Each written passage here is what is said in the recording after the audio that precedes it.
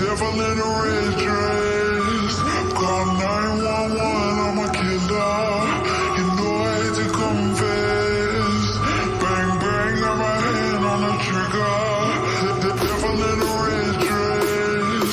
Call 911, I'm a killer. You know I hate to confess. Bang, bang, got my hand. Call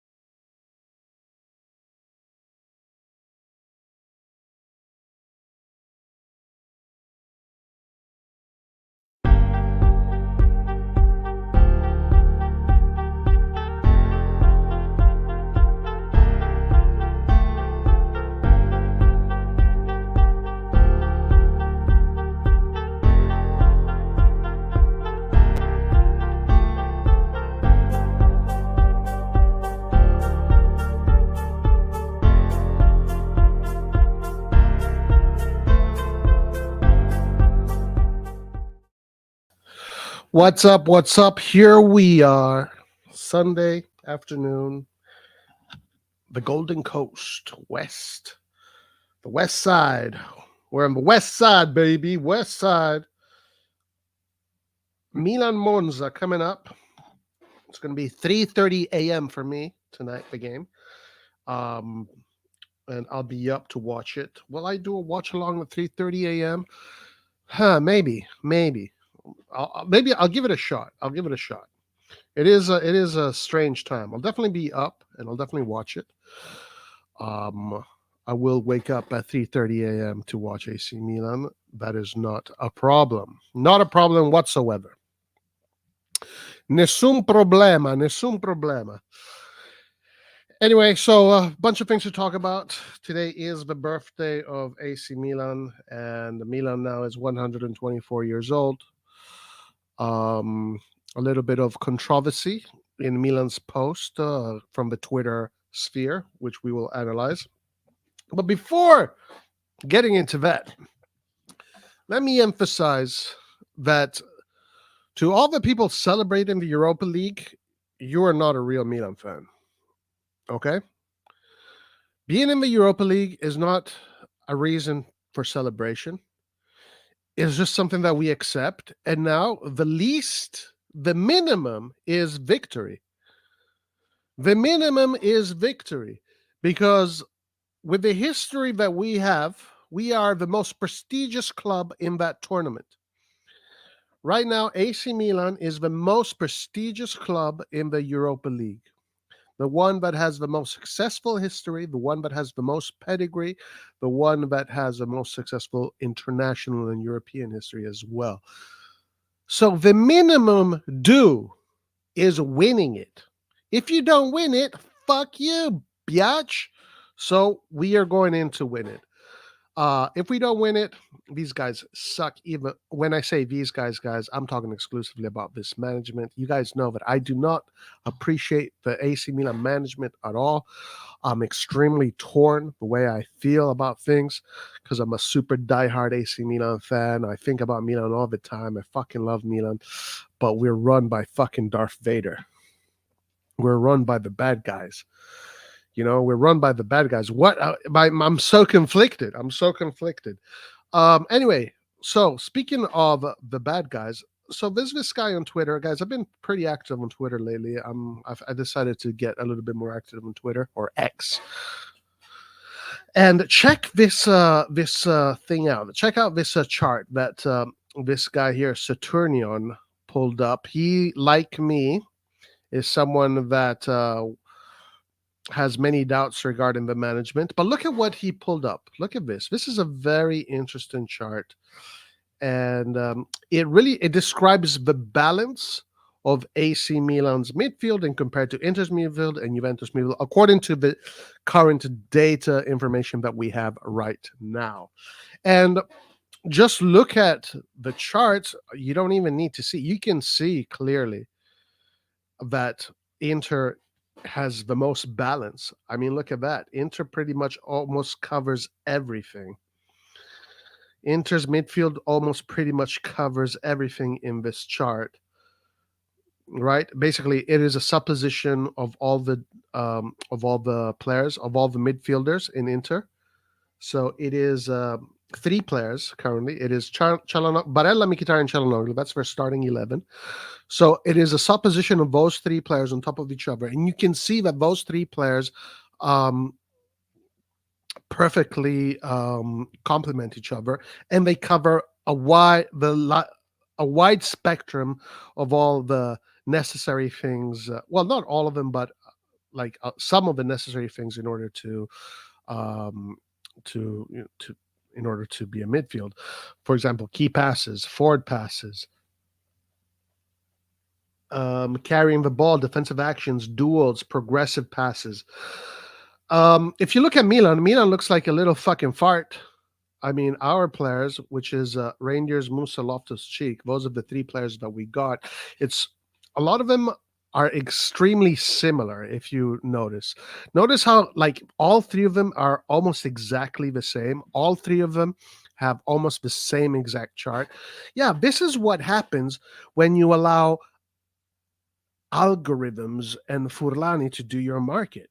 This is what happens. They don't know what they're doing. If you go to Furlani and tell him, bro, you know that teams are supposed to football, you know what balance means in football? He's no clue, guys. He has no clue. And this is why I am telling you guys, I know I don't want to be always fucking negative when I go live, but I can't. For me, I don't want to believe in fairy tales. I say the way it is. I see it the way it is. These guys are going to continue to buy a bunch of players, and the fans are going to continue to love them. The fans are going to bend over for them. You're going to have fans with their nuts in their mouths. Oh my God, Furlani, he fucking bought this guy. He bought this guy. Oh, like in the summer, they're going to buy 3 more players. In the winter, then the summer, they're going to buy 10 more players, and it's going to be player after player after player after player, and you're going to have a portion of the fans bending over for these guys forever. But it doesn't matter who they buy. They will always build a shit team. They do not have the ability to build a proper team unless they allow the building process to people that understand football, the nuances of football, in-depth football.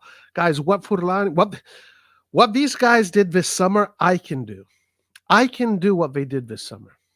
You can do it. Anybody, you can get anybody on the street. You can get anybody on the street. Just give him the job. Hey, buy me players for Milan this summer. Anybody can fucking do what they did. And as a matter of fact, on Twitter, I put up a question.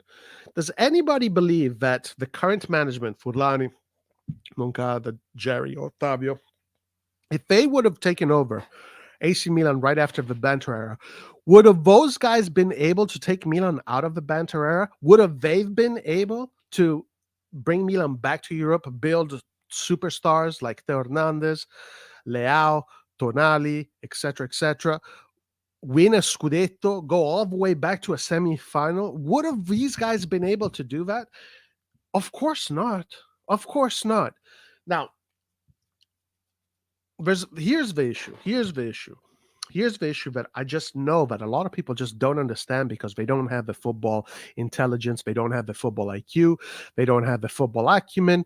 They just they're just impulse people. Building a team is very complicated. The reason why everybody falls for the, oh my God, Rangers, Musa, Loftus-Cheek, best market in the world, these guys are the best, it's because people are not able to see over the colors of their own team, right?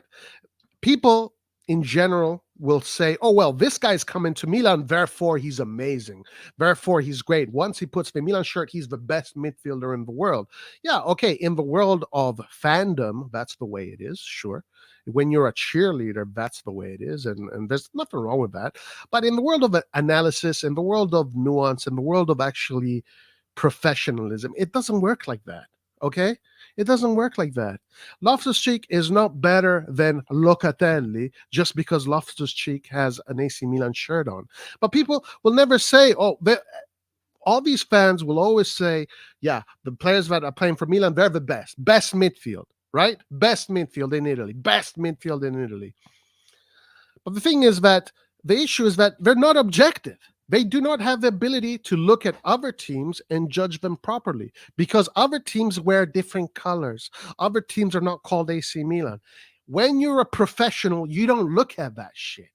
That is not important. Whether you play for Juve, Napoli, Milan, Real Madrid, Manchester United, all of that shit does not matter. The colors, the badge is just bullshit. That's something the fans do. That's why the fans are the pleb. That's something that the pleb does. So just buying a bunch of random players doesn't make us better than Inter, does not make us better than Juve, it does not make us better than our competition. It does not. What makes us better than our competition is the tutelage, is the people that are running the club, is the people that are there with the players 24/7, is the people that have a vision on how to run the club and a vision on how to develop the players, as the people that have the ability to be there and develop a player from point A to point B. These guys right now, the success, do not be fooled. Do not be fooled. The success Milan is having right now is simply the inheritance of Maldini's and Massara work. Once Maldini and Massara's work is going to completely get dissipated, Milan is going to go back into the banter era, most likely, if the management stays this way. And it is the way it is, guys. It is the way it is. So I'm seeing a lot of people right now pushing this narrative. By the way, I got even Milan Lab on Twitter coming, I know who specifically, came and busted my balls and fucking sucking Furlani's nuts. Guys, I don't know what is wrong with the guys at Milan Lab always on Furlani's nuts. I mean, I don't get it. But it's not just being on Furlani's nuts. It's disrespecting Maldini. Like, how the fuck are you on Furlani's nuts, but then talk shit about Maldini? It's like the guys at Milan Lab have completely are completely following the Furlani Cardinale Moncada propaganda. They're like literally step by step. I don't know if it's all of them, but the guys that came on me on Twitter are. It's like, how can you do that and fucking talk shit about Maldini? And then they want to weigh Maldini's work simply on CDK. Imagine how low your football IQ has to be when you judge Maldini solely on CDK, and then and right now, but this is a narrative that a lot of people are pushing, not just Milan Lab, etc., etc. I'm talking specifically about Milan Lab because they came at me at Twitter and whatever not. BS. I'm not here to start any beats, but let's be clear about something here. The fact that you have to disrespect Maldini in order to suck on Furlani's nuts says you probably should not be talking about football, because the minimum you can do is, okay, sure, fine. Maldini is gone, and now we have Furlani. Let's just support Furlani and these guys, and hopefully things are going to work out. But to follow the propaganda, to say, yeah, Maldini sucked, Maldini didn't know what he was doing, the CDK is the reason, like, CDK is enough for me to know that Maldini is not good enough, without considering the fact that Maldini brought us out of the banter era. He was the guy that was there on every bus ride, in the stadiums. When Milan was on the down, he was the first guy there doing the interviews, the trainings, the relationships. Maldini has said the difference between great players and champions is tiny. It is tiny, and you need to be able to access that. You need to be able to channel that. You need to be able to channel that lane where it makes a great player into a champion. Guys, I was on Wikipedia the other day, right? And I just looking at Maldini's accolades. It's insane. If you look at what Maldini has achieved in his football career, it is insane. It is fucking crazy. This guy was even knighted by the Italian government. He's a knight in Italy. Like, the achievement this guy's had is insane. He even won Director of the Year in 2022. How the fuck can you tell me that Furlani and these guys know better than Maldini just because of CDK? So I'm pretty surprised how the narrative is coming forth. So one of the narratives that is coming out right now is that, obviously Furlani is better because look at Chukwueze, he's got 2 goals. Jovic has 2 goals. Pulisic has 8 goals, I think, in total. And and CDK only had only 1 assist, and Origi only had 2 goals. That's why he's better. Okay, let's debunk that stupid ass fucking narrative. First of all, last season, let's remind the people something, that the goals that we scored last season are no different than the goals that we're scoring this season. Because last season, Ibrahim Diaz was scoring the same amount of goals. Messias was scoring the same amount of goals. Tonali was putting in more. Tonali was the second player that had the most assists in the club. So there you go. Those three are pretty much covering. Pretty much are doing what the new 3 guys are doing, etc. So nothing is special. Salamaker's also had his contributions, and Origi, Rebic, and CDK were absolutely trash last year. There's no doubt about that. I criticize them all fucking year. They're trash. There's no doubt about that.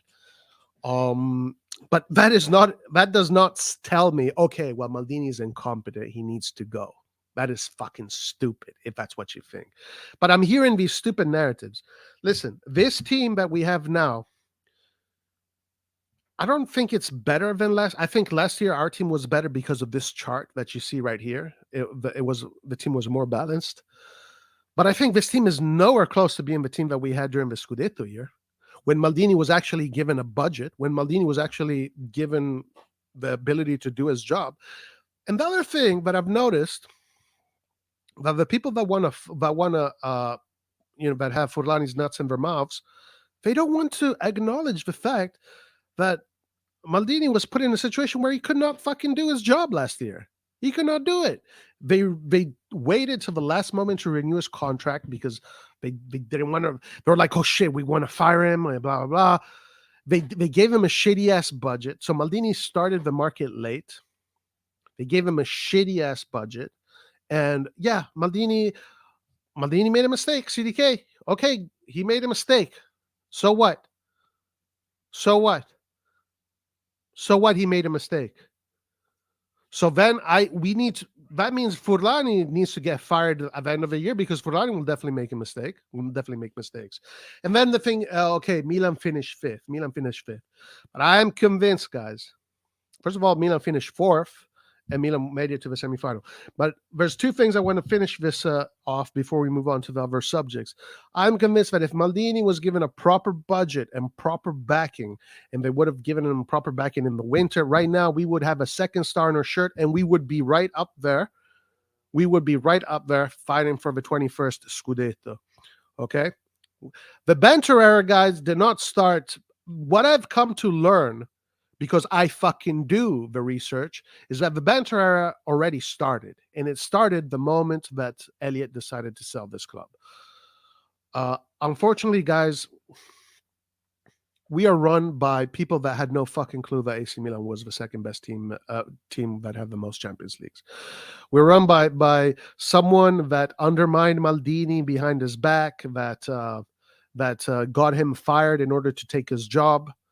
We're run by a very strange group of people that are more part of the finance world and bankers and whatnot. This is for them. This is a money thing. It's all about profits. It's got nothing to do with Milan. That's why they will never, ever in a million years be able to do what Maldini did, which is grow players, develop players, be there as a football father, because that's what Maldini cares about. That's why Maldini was successful. These guys don't care about that. That's not what drives them. What drives them is profit, money, business. Okay, that's what drives them, and that's why they will never be able to do what Maldini was able to do these 4 years. And that's why I'm saying it now, and I'll keep on saying it. The moment that Maldini's work dissipates from the club, boom, we're back full on to banter era. It doesn't matter who they buy. It doesn't matter how much money they spend. It'll be like Chelsea. It'll be like Manchester United. Same thing. Both clubs run by Americans with the same profit margin principles, etc. Corporate America. You cannot develop a football club that way. You cannot do it. It does not work. It does not work. Now, again, the low IQ fans, the pleb, for them, all they need to see is big, shiny money spent in the summer, and that's all enough to convince them. But they don't understand the nuances. They do not understand the nuances. They do not understand that in order for a club to be successful, the chain of command from the ownership all the way down to the masseuse has to be perfect. And by being perfect, the club, first of all, mustn't be run for the purpose of profiteering for a company that is. I mean, guys, we were talking about, oh, guys, let's bring in Ibra. Ibra is going to come and do it and save us. But we come to learn that AC Milan didn't even fucking hire Ibra. Redbird hired Ibra. Ibra is not on AC Milan's payroll. It's on Redbird's payroll. Ibra is working for Redbird. He's not even working for AC Milan. Anyway, it's crazy. One of the positive things I'm seeing is that a lot of people are waking up on Twitter. There's a lot of people waking up, like this guy, for example. He gets it. Pretty much confirms what I said a couple days ago. The midfield signings that Milan made this season are all too similar in profile and don't complement each other, meaning there's less balance. Not great squad building by Moncada and Furlani. And also, guys, check this out. Like, this is insane. This shit is insane. Let me see. Let me get to it.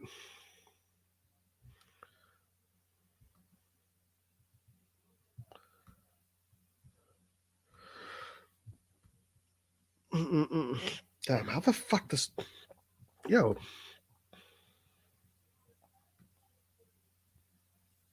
Okay. Oh, look at this, guys. Look at this. Jerry Cardinale. One of the things that surprised me is that AC Milan is the second club to win the Champions League after Real Madrid. I didn't know that. Bruh, he bought a club without knowing that. He bought a club without knowing that. And you guys think that Milan is going to be a fucking Champions League team, gonna go back and be amongst the best teams in the world again? Bruh, this guy didn't... Listen, guys, if this guy did not know that Milan was the second best team in the Champions League, that means he never had the fucking intention, or he never had the drive or the ambition or the objective to respect that history and respect that pedigree. He didn't know the fucking pedigree existed. When they bought Milan, guys, they did not know what Milan was. They bought Milan thinking, because in the economic forums, Davos and blah blah, all this bullshit they do over there, these corporate elites, they have come to the conclusion that European soccer is profitable, is a long-term investment, profitable operation. So this is why he bought Milan, man. Guys, you gotta fucking wake up. For you guys still there on Jerry's and Furlani's notes, you guys gotta fucking wake up. But anyway, guys, look at this. This is crazy. This one is crazy. So look at a lot of people here on Twitter are very angry at this because Maldini is here in this pixelated picture, tiny little picture, pixelated. Guys, this guy won 5 Champions League with AC Milan. This guy is, out of all of these players, except for this one right here, played his whole fucking career at AC Milan. This guy right here, this little guy, pixelated picture of that Kasim, the AC Milan compilation dude, is one of the most important football players, maybe most important football player AC Milan has had. This guy was the captain of captains. This guy is one of the most important people in fucking football. And look at what they did. They put a pixelated picture of him here, and look who they put here in the front row. Baresi, because Baresi right now is at the club, and they're using Baresi. George Weah played like a few seasons. I mean, I love Weah, but George Weah literally said that he was a Juventus fan while he was a Milan player. George Weah said I have nothing against George Weah. I love George Weah. He's one of my favorites of all time. I'm just saying. Shevchenko. Oh, look at Calabria, Sacchi, Maldini. Right here. And a lot of people are pissed off about this, guys. A lot of people. So a lot of people can't, you see it, they can't even see it. How have you left the club's biggest legend off this photo? Obviously he is there. He's there. They can't see it because they glance at it and it's like, where the fuck is Maldini? It's this pixelated picture. That the reason why I know that's Maldini, guys, is because that's an iconic picture. I know that's Maldini because that's an iconic picture. But if you don't know that picture, you don't know who the fuck that is. You can't tell. This guy here, where is Rivera, primo pallone d'oro? All right, there's no Rivera. There's no Rivera. Look at that. These fucking morons. No Rivera. Rivera and Paolo Maldini. Yeah, people are waking up. Maldini is a history of Milan put up there in the right-hand corner. You guys are embarrassing. Maldini relegated to the top corner.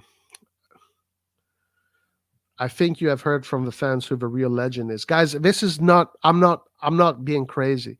People are starting to see that this club is being run by the bad guys. This club is being run by the Paolo Maldini e il Milan, cosa che ci potete fare? 0 come trofei che vincerete questa stagione. Paolo Maldini is Milan. What are you guys going to do about it? 0, like the trophies that you're going to win this season. Look, Maldini, you guys should be ashamed of yourselves. Maldini captained the team for about 20 years, won 5 UCL trophies, and you feel he doesn't deserve to be here? Pathetic. You're a disgrace to sportsmanship. Someone's personal feud is getting in your professional conduct. Shame. Now, of course, again, he probably didn't notice Maldini is there, but Maldini should not be there, guys. Maldini we know why Maldini is there. I'm just saying, like, look at the fucking tweets. Every single one is Maldini. Every single one.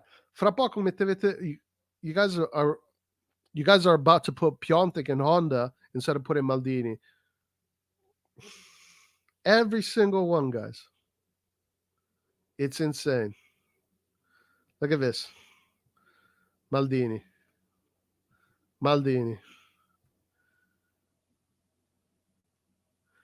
How can you place the leader who's synonymous with victory in 5 Champions League and entire career Milan a fraction of players who come and went to Maldini? The disrespect to Maldini is unreal. Shame on you. Guys, our club has become a fucking joke.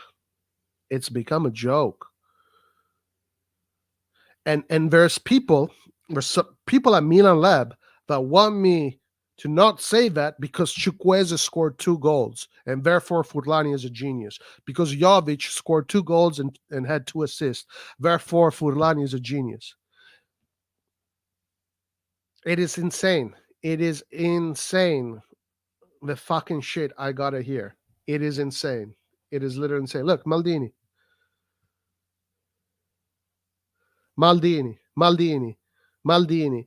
I'm not fucking crazy, guys. I'm not stupid. I know what the fuck I'm talking. People are waking up. They're seeing it. They're seeing this shit. They're going to turn Milan into Manchester United. They're going to turn Milan into Chelsea. And you're going to have a portion of those fans that are going to fucking be on those guys' nuts as long as they buy 20 million players here, 20 million players there. And they're going to disrespect the history of this club. They're going to disrespect the people that contributed the most to the pedigree and history of this club because fucking Chukwueze scored 2 goals. I am fucking embarrassed to be a part of this fandom. It is embarrassing to have people in our fandom that people in our fan universe that think this way. Kjaer's got to be the cheapest, most insecure owner ever. Disgusting that he's the owner of AC Milan. Get this cheap American out. Cardinale out. Maldini, the face of Milan. Maldini. Guys, I mean, look. The whole fucking Twitter, the whole fucking tweet on Milan's birthday is all Maldini.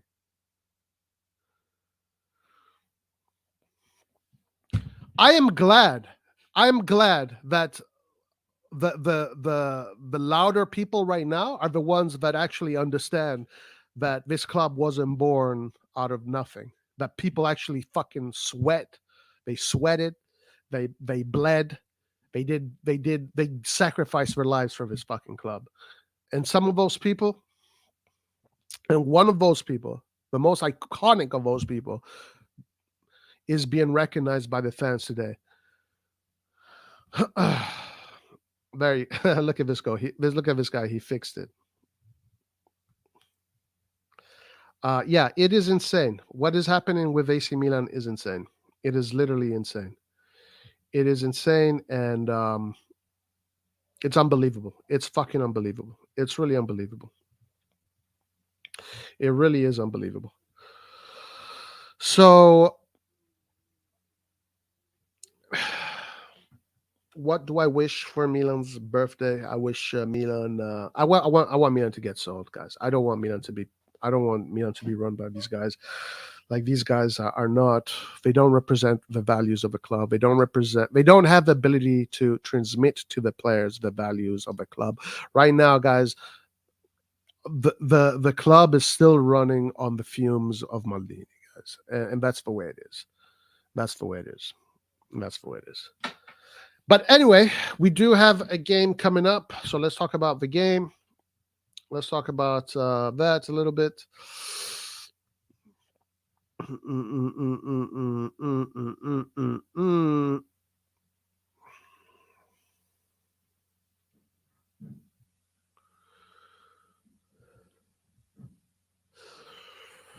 By the way, Napoli won today, 2-1. So they gained. Right now, they're only 2 points behind us. So it's very important that we win against Monza. Also because Juve dropped 2 points. So a win against Monza is going to allow us to gain 2 points. 2 points against. Let's go to Sempre Milan. 2 points against Juve.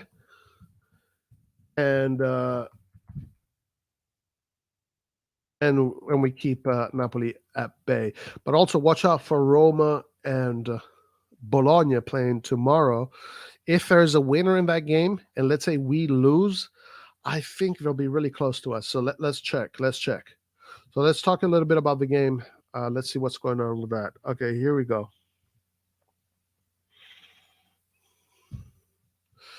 Then, guys, I'll come to chat and we can exchange a few ideas here and there. Okay, so Magnan, Florenzi, Kjaer. So yeah, there's reports saying that Kjaer is back in training.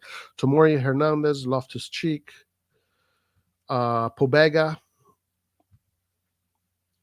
It could also be Bennacer. Watch out. It could also be Bennacer right now. There's Pobega up top. Our right now probably Pulisic, Giroud, Leao, probably our best trio up top. Tommaso Pobega is ahead of these members for the spot that Musa has. Musa is injured, guys. Musa has fatigue. It's going to be a packed stadium. 70K expected at San Siro tomorrow, and it should make for a great atmosphere. It is a very important game. It's an early game.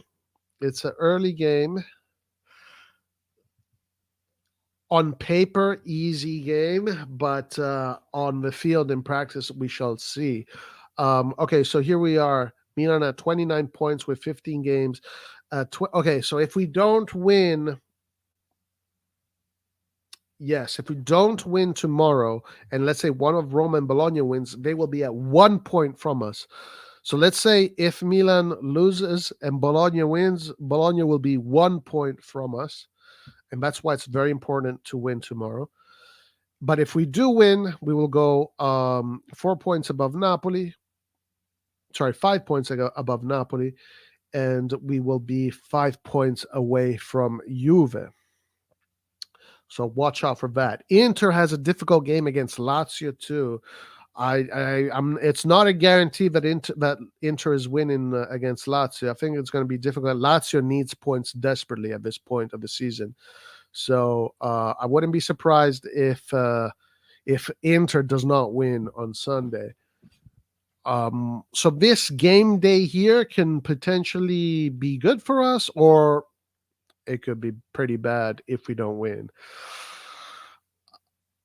And what else do we have? So we have, so the only teams that can, that right now in the game day 16 can enter the top 4 are these ones right here.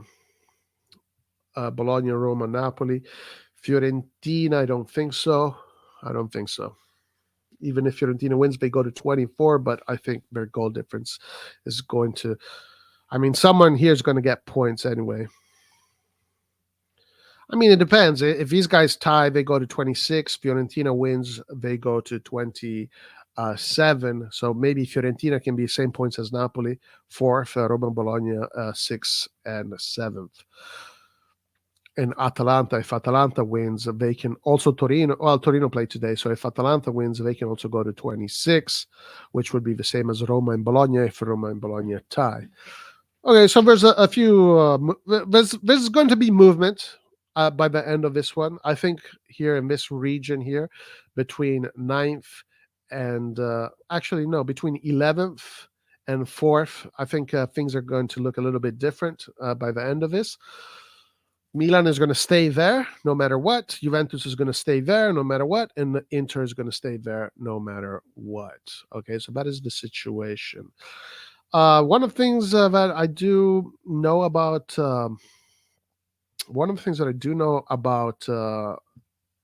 Monza is that Monza is one of the teams in Italy, one of the best teams at holding the ball in Italy. So I think it'll be a midfield battle. I think it'll be difficult to play against them. I don't think it'll be an easy game.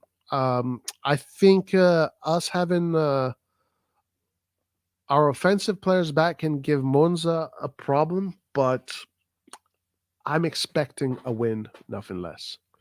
All right, let's go to chat.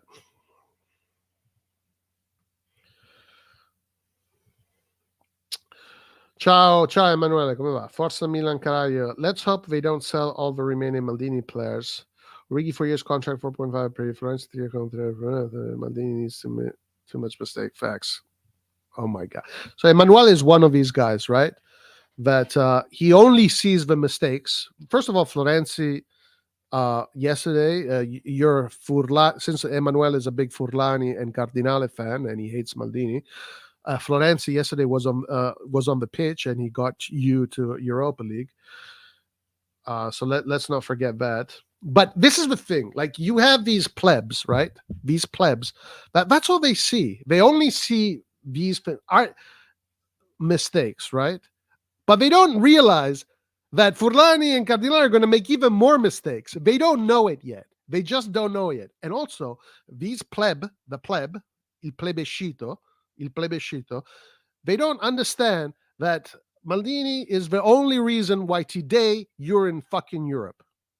You're the only reason why today we are closer to the second star is because of Maldini.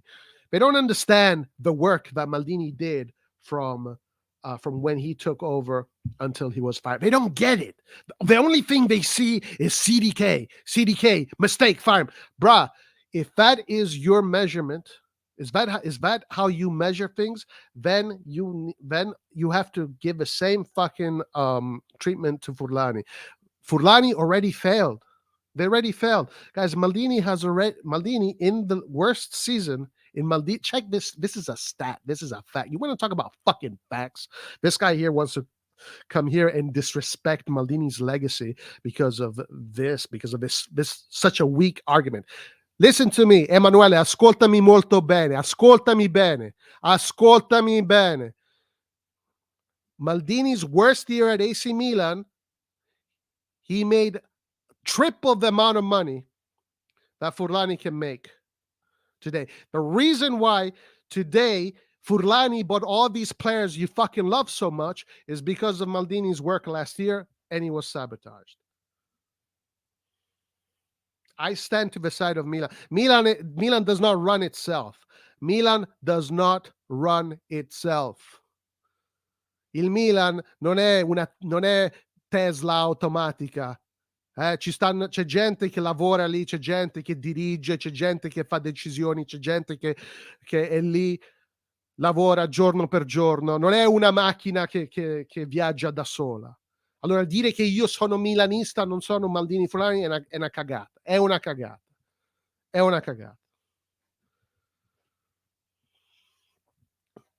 Anch'io sono amante della Ferrari.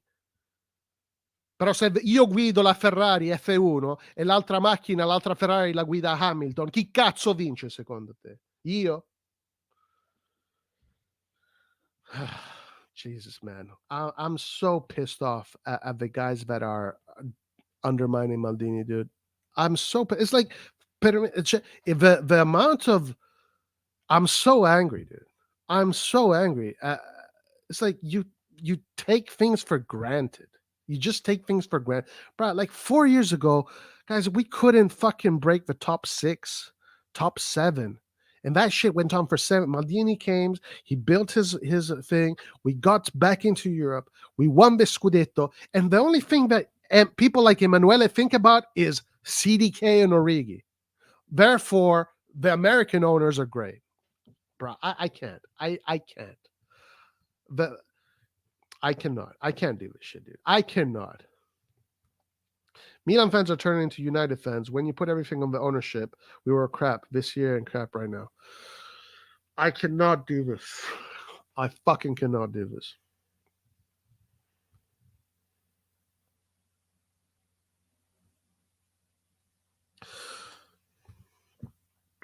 Masada worked with Maldini. He was his assistant in negotiating deals, getting players, and was basically a second-hand man.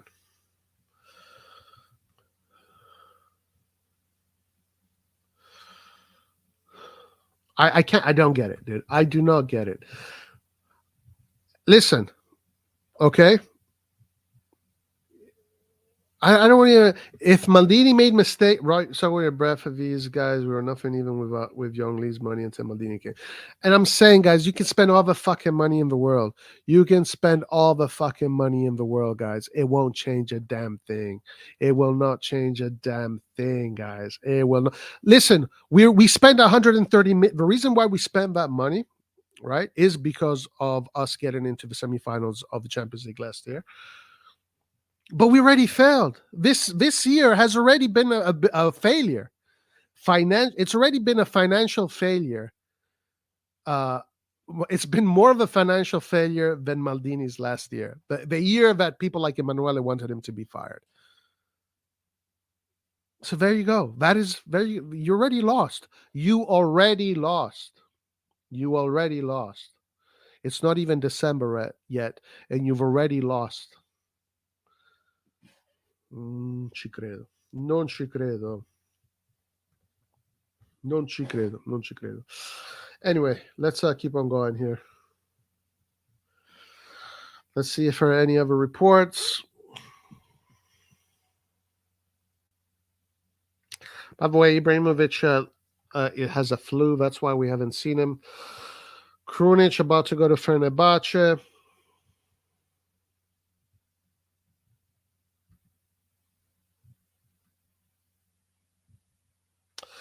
Milan's probably Bartasaghi tipped for first start. So according to Di Marzio, Bartasaghi is starting.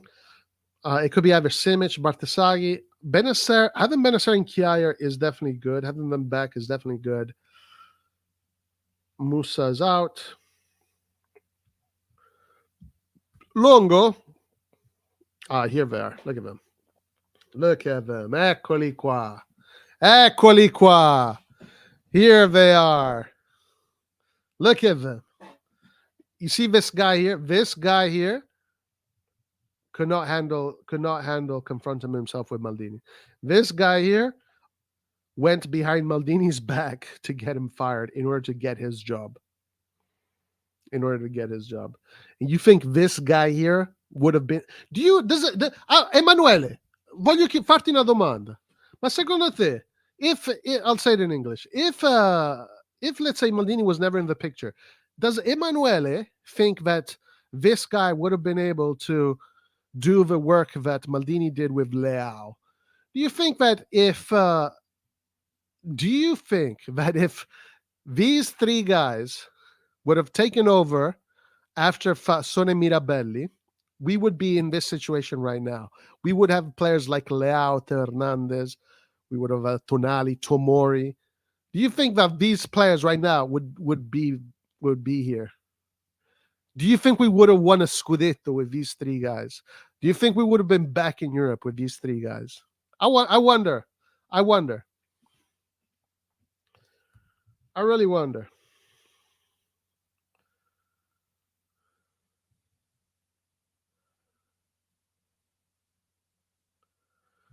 These guys are the people that run Milan, dude. These are the guys that are going to bring us back into the banter era.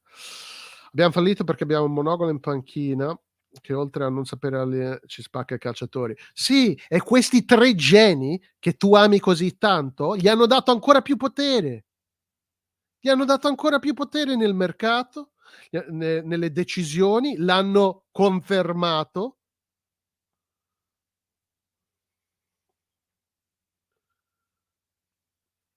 Yeah, they're beautiful.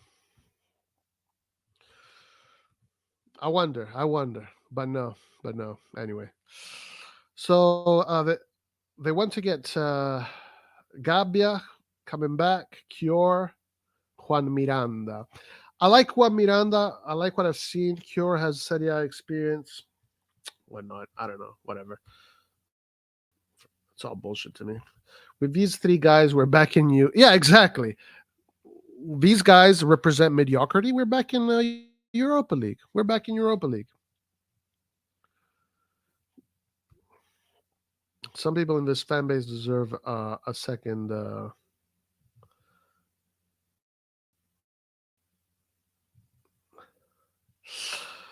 Forza Soccer, what's up? I'm still pro Pioli, man. I have no problem with Pioli, dude. For me, the problem is not Pioli. Now, I think that Pioli maybe has run his course. The issue is not Pioli. The issue is the management. Pioli is not okay. If you don't like Pioli so much, why is he still there? He's not forcing himself to be there. Who's keeping him there? Huh? Who is keeping there? I still think I still think, guys, that if you give Pioli a proper team, first of all, keep him out of the fucking market. Pioli should not have all this power. But if you give Pioli a proper team and you give him a proper infrastructure, Pioli wins. We saw it. When Pioli under Maldini, when Maldini started dictating shit, when Maldini was starting to make shit happen, when Maldini was given the keys, Maldini's first objective with Pioli was to make the Europa League. Objective achieved. Next year, second objective was to make the Champions League. Under Pioli, with Maldini at the helm, objective achieved. Third year, reconfirm yourself in the Champions League. No, we win the fucking Scudetto. That year, Maldini was given decent resources in the summer. We win the Scudetto. People will say, and then the Furlani nutsuckers are going to say, oh no, Inter lost that Scudetto. No, we won that fucking Scudetto. Because winning 10 games in a row without conceding any fucking goals means you deserve to win that fucking Scudetto. Because that's how we won that Scudetto. Kalulu Tomori. That's Maldini's work right there. Tomori, fucking what he said about Maldini, Kalulu, etc., etc. The next year, Elliott sells the club. They want to get rid of Maldini.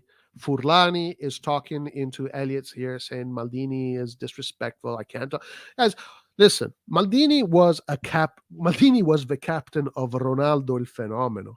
Maldini was the captain of Gattuso, of Pirlo, of Nesta, Dida, Ronaldinho, Kaká, Shevchenko, Inzaghi, Cafu, Jaap Stam, etc., etc., etc. Maldini was a captain of all of these people. Of course, if you are a guy that is not used to that, all that testosterone, you don't know how to deal with Maldini. Of course, if you're not a proper warrior, if you're a guy that has lived behind a laptop your whole life, putting numbers together, of course, you cannot deal with someone like Maldini. Maldini's the alpha of alphas. Maldini was the captain of some of the greatest players that have ever played. Maldini was the captain of some of the greatest personalities ever. So, yeah, of course, you don't have the personality to deal with Maldini. Because right, that's what Maldini said.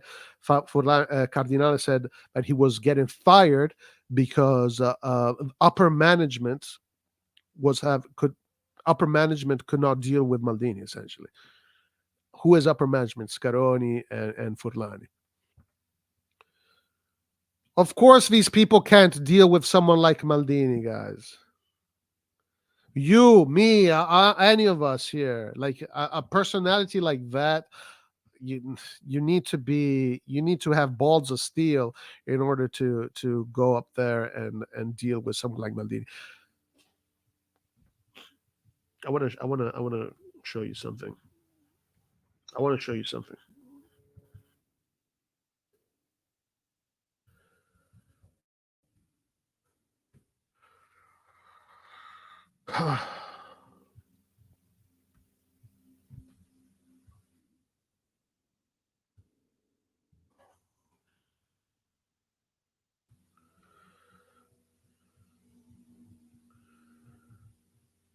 I want to remind Emanuele. Voglio solo ricordare Emanuele chi è Maldini, perché mi sa che si è scordato.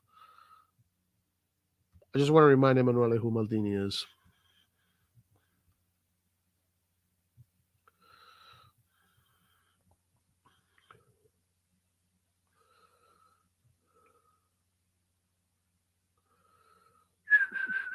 Okay, here you have it. Emanuele. This is who Maldini is, in case you have forgotten. This is Maldini. Okay? These are all his honors, all of his achievements. Look at that. Serie A. 88, 92, 93, 94, 96, 99, 2004, Coppa Italia, 2003, Supercoppa Italiana, 92, 93, 2004, European Cup, UEFA Champions League, 89, 90, 94, 2003, 07, and he was a runner-up in 93, 95, and 2005. European UEFA Super Cup, 89, 90, 94, 2003. Intercontinental Cup, 89, 90. FIFA World Cup, 2007. Under 21, runner-up, 86. Italy, runner-up, 94. Third place, 90. UEFA Champions League runner-up. UEFA European Champion, 2000. And that's as a football player. Individual, look at that. European Championship Team of the Tournament, 89, 96, 2000. Bravo Award, 89. FIFA World Cup All-Star Team, 1994. Ballon d'Or, third place, 94, 2003. World Soccer Player of the Year, 94. País European Player of the Year, 94. UNICEF European Football of the Season. ESM Team of the Year, 94, 96. FIFA World Player of the Year, Silver Award, 95. Premio Nazionale Carriera Esemplare, Gaetano Scirea, 2002. FIFA World Cup Dream Team, 2002. FIFA 11. It keeps on going. Champions League, look at that. Man of the Match, look at that. UEFA President's Award, 2000. Serie A Defender of the Year. UEFA Golden Jubilee, look at that. It keeps on going and going and going and going. Look at the records. Most appearances in all competitions, AC Milan. Second most Serie A appearances, only Serie A. Most league appearances for Milan. Most league appearances for the same club. Most season played in Serie A. Most seasons played in Serie A for the same club. Third most UEFA club competitors appearance. Most UEFA club competitions appearance for Milan. Most UEFA club competitions appearance for the same club. Most European competitions appearances. Most European competition appearance for AC Milan. It keeps on going. Most UEFA Champions League appearances for AC Milan. Most finals played in UEFA Champions League. 8. He's the player that has played the most finals in the Champions League. Longest serving AC Milan player. It keeps on going and going and going. Most European UEFA Super Cup titles shared with Dani Alves. It keeps on going and going and going. Look at that. And look, and this one here is the one that I really. The day Furlani wins this one, I'll be very surprised. Where is it? Look, orders. Ufficiale Ordine al Merito della Repubblica Italiana. Cavaliere Ordine al Merito della Repubblica Italiana. But, guys, people like Emanuele are telling me that this guy is stupid because of CDK, this guy, but instead this guy here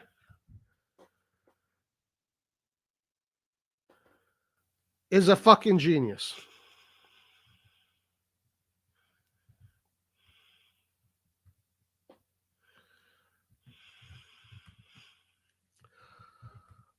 This guy here is a fucking genius, guys. This guy here. One of the things that surprises me is that AC Milan is the second club to win the Champions League after Real Madrid. I didn't know that. This guy here is a fucking genius. Well, this guy here sucks because of CDK and Origi.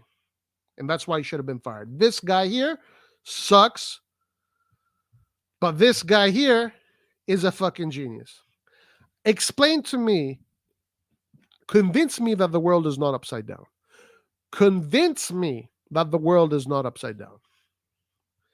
I want someone to convince me that the world is not upside down, because I'm pretty sure right now the world is upside down. But what about this one here? Globe Soccer Awards Sporting Director of the Year 2022. I guess he didn't make too many mistakes in 20. You celebrated in 2022, didn't you, huh? And by the way, guys, this idea that we need to fire people because they made mistakes. Let's look at Milan, right? So Milan won in 88, the Serie A in 92, 93, 94, blah, blah, blah. So how many times should have Galliani been fired? Should have Galliani been fired every time? Because he made Galliani and his crew made mistakes every year. They bought up players that maybe they spent too much or didn't work. Should have they been fired right away? Please, please save your energy. Save your energy.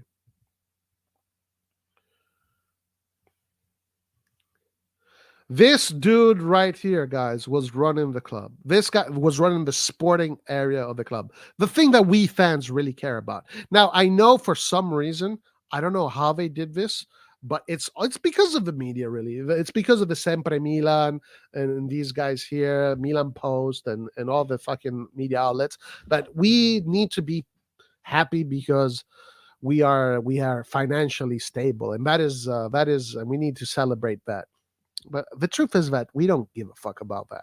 Us, the fans, we don't pay our Paramount subscriptions, our DAZN subscriptions, our Serie A subscriptions to see what the bank accounts look like.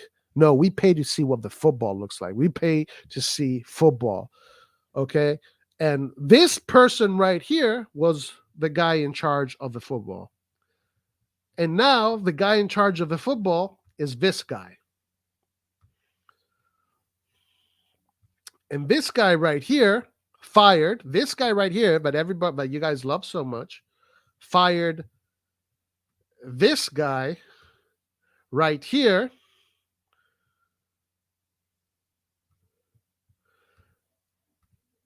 because every time this guy right here talked to him, he had a boo-boo. He had a mental boo-boo, and it hurt him. Oh, I can't deal with Maldini.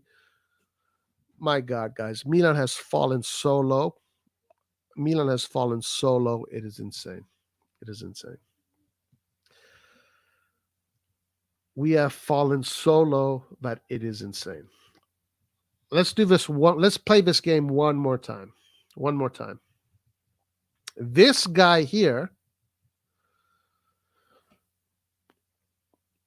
could not handle talking about football and confronting himself about football against this guy right here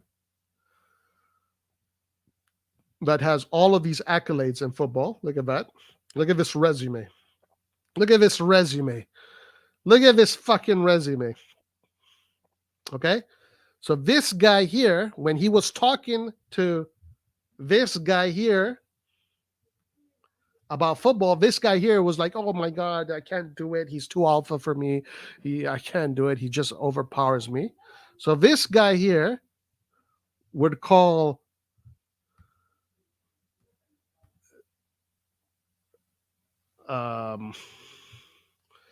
this guy here on the phone and tell him, hey, Maldini is hurting my feelings. So can you please fire him? Because I want to take his job. And this guy here that said this said, okay, I'm going to fire this guy here because he's too much of an alpha male. And people want to tell me, yay, we're cooking. Get the fuck out of here.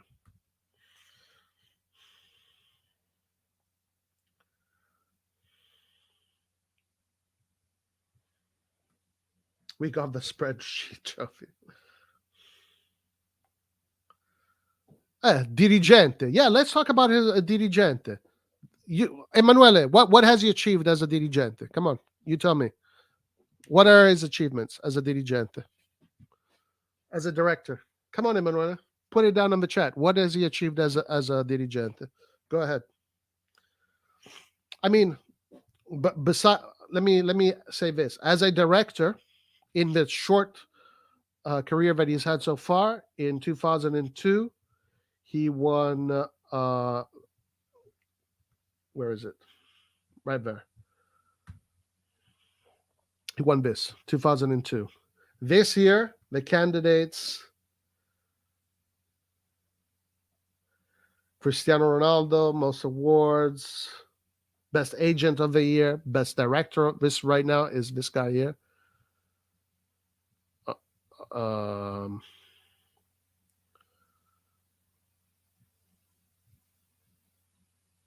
Yeah, So in 2002, he as a director, he won Best Director of the Year. Okay, so that's one accolade that you never knew about because you're too busy reading Furlani's biography. But anyway, why don't you write it down on the chat? Write it down on the chat. Tell me what Maldini has achieved as a director. Go ahead, tell me. And then, yes, and then tell me what Furlani has achieved as a director.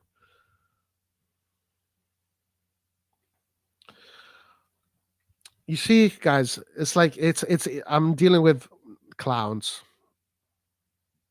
At the end of the day, the people that are not that are like, on Furlani's nuts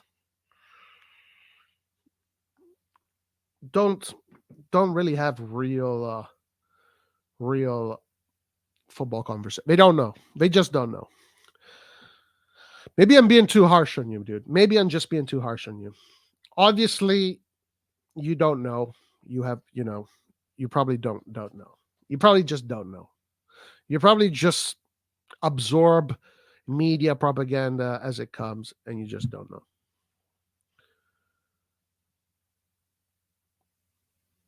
You probably just don't get it. So you have to stick on CDK. You have to stick on CDK.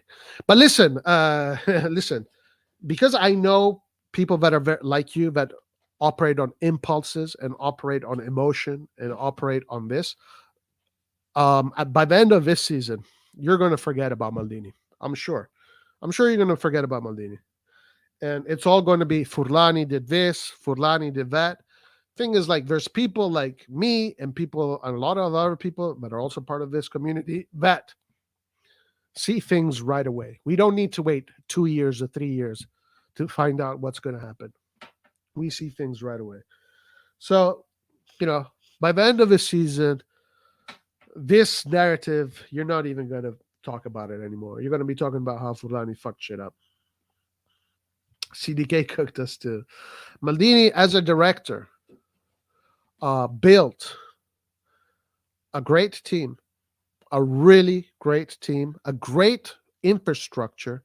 He brought back what was missing during the banter era.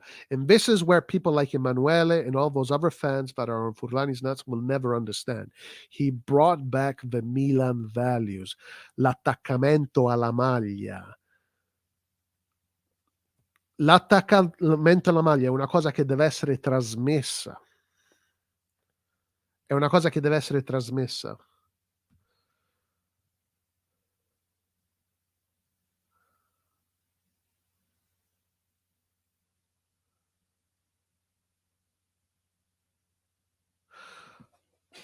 Okay, so he says this year the team should have won the Scudetto, but because of Furlani, he didn't fire Pioli.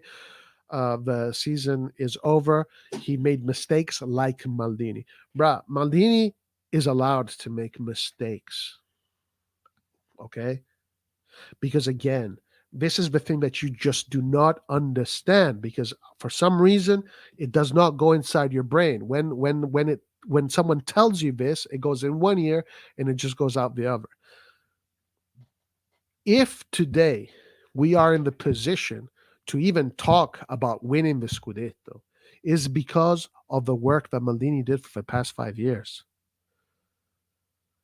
People just completely forgot about those 7 years that we were buying players and buying Higuain and buying this guy and buying that guy. It did not matter, because when players don't play for the shirt, when players don't play with the right values, when this club does not have the right values, it becomes a normal club. Our team today is a normal team. Our team is not special because we wear red and black. There's nothing special about it. Who's the people in charge of this club don't even care about fucking Milan. They care about Redbird. It's a Redbird. This is about Redbird and about Elliott making money. It's not even about AC Milan. They do not care if a team wins lo Scudetto, Emanuele. They don't care. What they care about is to make money. Ma mettilo in testa. But anyway, Maldini, what he did To the people that are football literate, that can actually read things properly, when Maldini took over, he was able to transmit the Milan values to the infrastructure of the team, to the coach, to the players, the decision making, bringing in people like Ibra, etc., Kjaer, knowing that at that time we needed people like that, while the management. Dov'erano i valori della prossima? Okay, Emanuele. Now I know that you probably don't read, right? I know for a fact you don't read. You don't read, and I know for some reason, you're probably 12 years old. You're probably 12 years old, so you don't know this shit. But remember, last year Maldini was sabotaged. A febbraio e a gennaio, quando Maldini voleva andare sul mercato, non gli hanno dato una lira perché avevano già deciso che lo volevano licenziare mesi prima. Perché lo volevano licenziare? Perché Furlani non era capace di parlare con lui, perché tutte le volte che Furlani parlava con Maldini, Furlani si sentiva sottomesso, perché Furlani è un tipo normale, è uno che sta dietro i computer, che fa i numeri, che fa business, è un portfolio manager. Maldini invece è un cavaliere, Maldini è un guerriero, cazzo, è uno che è uno che il calcio ne mastica. Perciò if they would have given Maldini the proper resources, we wouldn't be talking about that. Ma vaffanculo, va, Emanuele. Ma vattene a fanculo. Veramente, vattene a fanculo. What an idiot. Whatever. Anyway. No, I'm done. I'm done talking with you, dude. I'm done. Roy, off topic question, but what do you think about keeping Jovic? The man being good the past 5 games. I think he's linking very well. That's funny. I don't know. Jovic is doing good right now.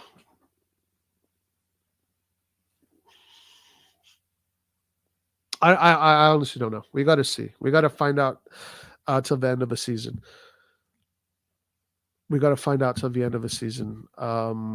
It's hard to say. It's really hard to say because is Jovic like a super special player? No, not really.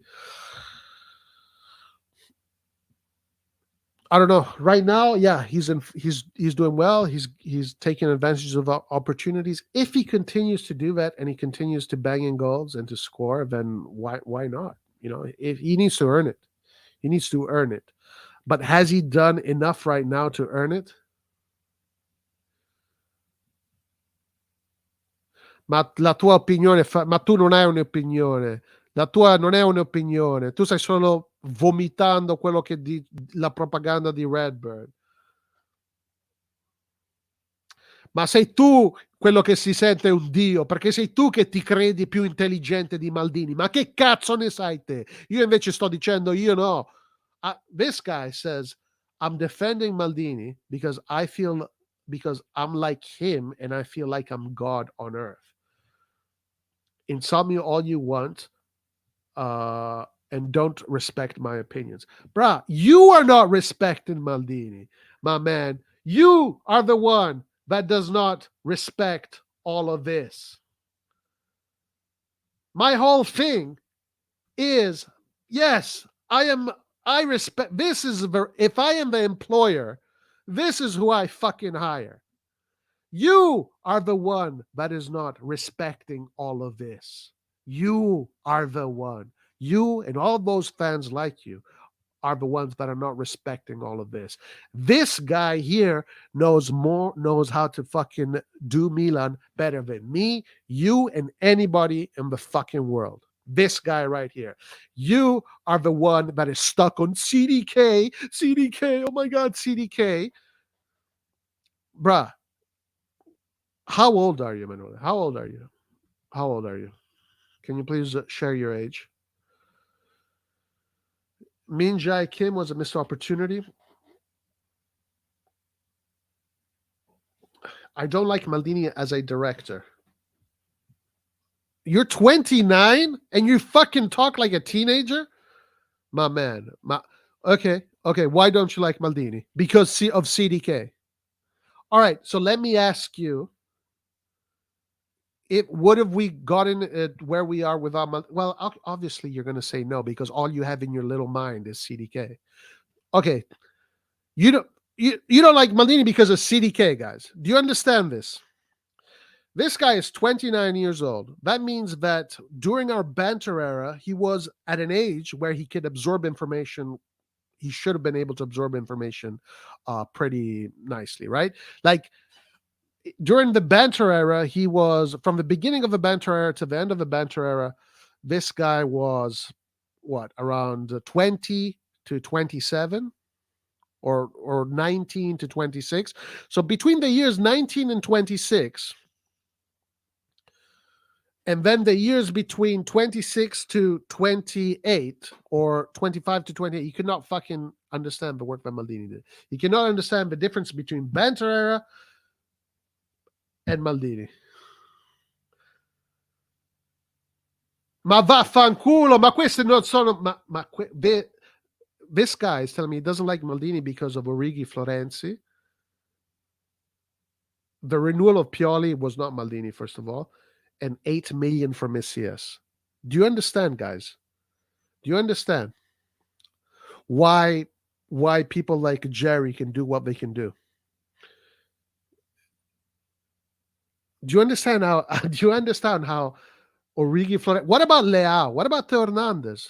What about Pioli winning the Scudetto? What about the Scudetto? What about the semifinals Champions League? What about Calabria, Tonali, Kjaer, Tomori? What about Mike Magnan? What about Bennacer? What about Giroud? Giroud scored important goals in our when we won the Serie A. What about Ibrahimovic? What about Ibrahimovic? What about Ibrahimovic? Huh? But no, Origi and Florenzi, yeah, therefore fire Maldini.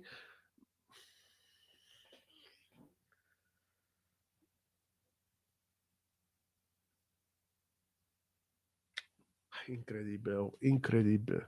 Io non capisco perché la gente non può usare la testa. Ma scusa, ma ci vuole così tanto fare 1+1? 1+1 non fa 5, fa 2, cazzo. Tu non mi puoi dire che non ti piace Maldini, l'operato di Maldini perché ha comprato Origi e Florenzi. Intanto Origi l'ha comprato perché la dirigenza non gli voleva dare una lira. È la stessa cosa con Florenzi. Invece, una volta che Maldini è andato, la dirigenza hanno dato un casino di soldi a questi qua. E sai cosa è successo, Emanuele? Siamo in Europa League. Allora che cazzo vuoi? Ma che cazzo stai dicendo? You could have signed Koulibaly. Okay, so this season, yeah, you can do all of this for anybody. And let's say he could have done that instead of Origi. That still does not justify his value as a human being. Does not justify his value in the club. The thing that's all you care about says that you. It doesn't say that you. It just says that you don't understand. It just says that you don't.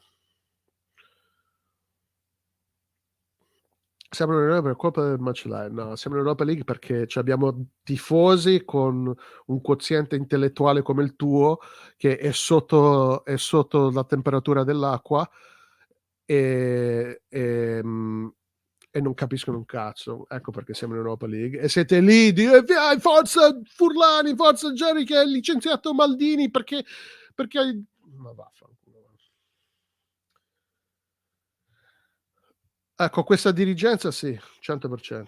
100%. Con questa dirigenza siamo 1000 volte inferiori al Dortmund. 1000 volte. 100%.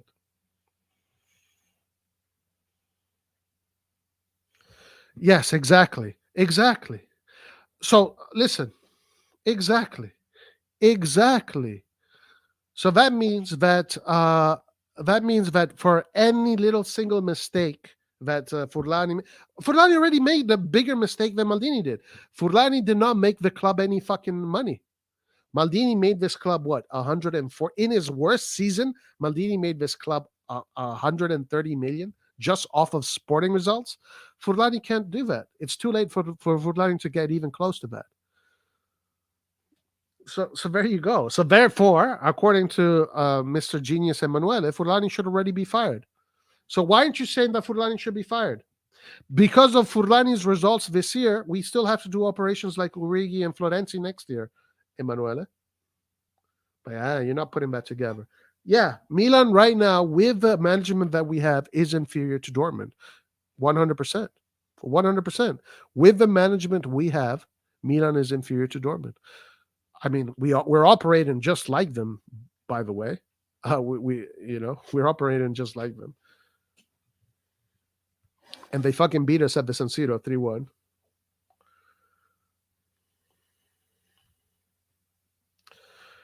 Incredible, man. Incredible. Maldini not only was a legend that must be respected, but even his father Cesare did a lot as a player and a coach. Hence, Cesare lifted 3 CL Cup for Milan. Yeah, of course, the legacy, dude. You cannot. The Maldini name, dude, is such an important part of Milan. And listen, I would be totally okay if Maldini came to Milan and actually did a shitty job. Like, a lot of us here with decent IQ. I'm not claiming to be a genius. Maybe some of you guys are. I don't know.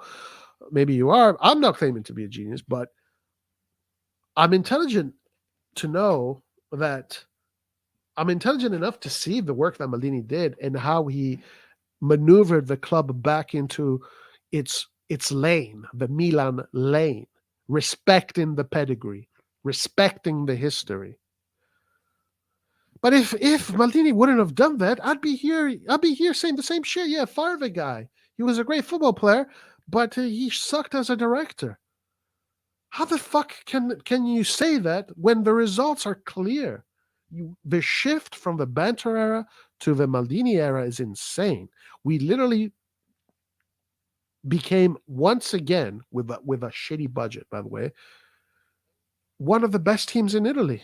We were on the verge, once again, of becoming one of the best teams in Europe. We won the Scudetto after 11 years, got back to a semifinal after, got back into the Champions League after, 11 years too, right? Something like that. We got back into a semifinals of a Champions League after 17 years. It's 17 years, guys. 17 years. And people are here fucking telling me, yeah, Maldini should have been fired because of CDK. Your grasp on reality is skewed. It is extremely skewed. If Maldini actually did a shitty job, guys, I'd be here saying the same thing. But to say that Maldini did a shitty job is to deny reality. It means you live in a fantasy world, or it simply means that you don't know what you're talking about. You just don't know. And not knowing what you're talking about does not make you a bad guy, does not make you a bad person. It just makes you ignorant on the subject, right? Like, I don't know when it comes to astrophysics or whatever, blah, blah, blah. I'm ignorant in that shit. I'm not even going to have an opinion on it. I'm just going to listen to people that know more than me. I'm not going to go there and say, oh, this scientist got this wrong because he said this and that, and it should be. No, I don't know. And it's okay. I accept being ignorant in certain subjects. But to be here and tell me that Maldini did a bad job tells me that you're ignorant in the subject. You cannot tell me. There's no chance in hell that Maldini did a bad job. No chance in hell. No chance in hell. Zero chance in hell. Zero chance in hell. Oh, Lord. I cannot fucking believe that being a Milanista for me and for many people right now is I don't know, trying to defend common sense.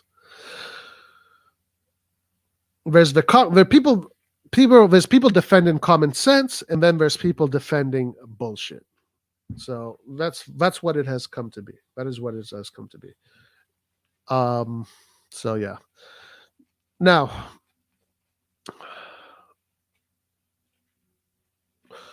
I do see some scenarios coming up in the future.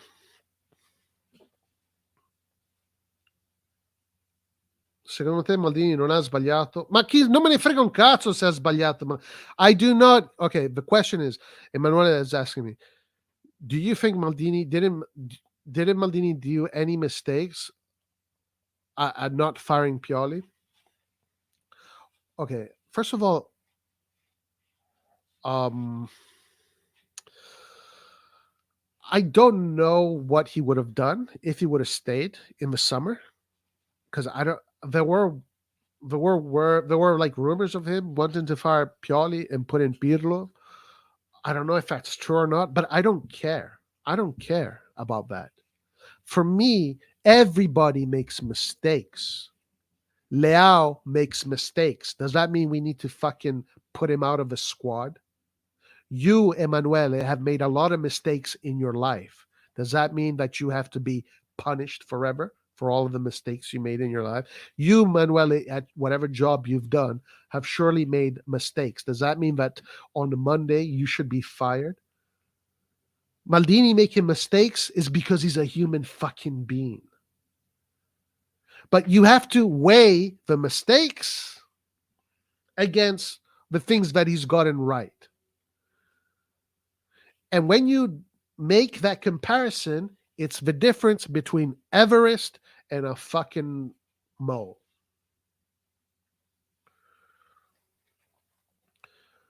Bringing us back into relevancy outweighs all the little mistakes he's made. And who gives a fuck about last season? It's gone. Why the fuck are you still hanging on to last season? The last season it turned out well for us. We actually finished fourth because of Juventus, thanks to them. And we got into the Champions League. The reason why we were able to do the fucking market that we have right now is because of the successes of last season. Getting into the semifinals of the Champions League gave us more than 100 million. So what mistakes has he done? He hasn't done no fucking mistakes. Everybody's got. Galliani made tons of mistakes. Berlusconi made tons of mistakes. No, we finished fourth, Emanuele. We finished fourth. And so what? And if we did finish fifth, whatever. We keep on. Yeah, you fire Pioli. But I don't know if he would have fired Pioli. I honestly don't know. Because this is the reality that you choose not to accept. And I've noticed this, guys. A lot of the guys that have Furlani and Jerry's nuts in their mouth, they are literally like eliminating this reality. The reality that the management sabotaged Maldini. They literally sabotaged him. They wouldn't answer his calls. When Maldini put his proposal to win the Champions League, they didn't get back to him. They didn't respond to him. Furlani was undermining, like all of this information that I'm saying. This is information. People like Emanuele, they don't care. They don't think it's important. This is why only intelligent people should vote.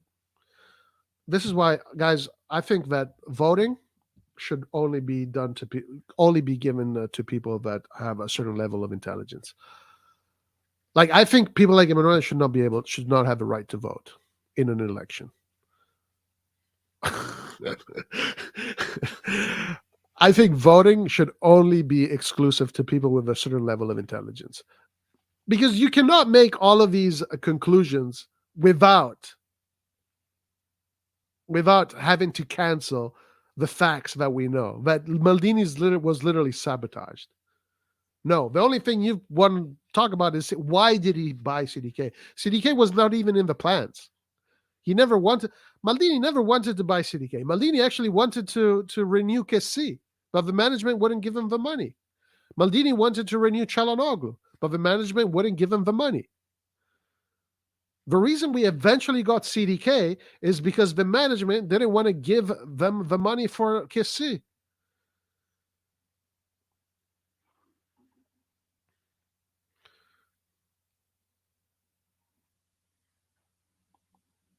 Yeah. So I don't know. I don't know. Why can't you put these things together?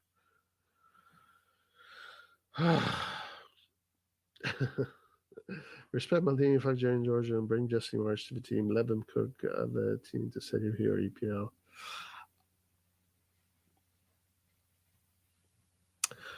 Maldini wanted Bobman and Renato Sanchez. Right. Renato Sanchez would have probably been a mistake. Haven't seen how many injuries he has.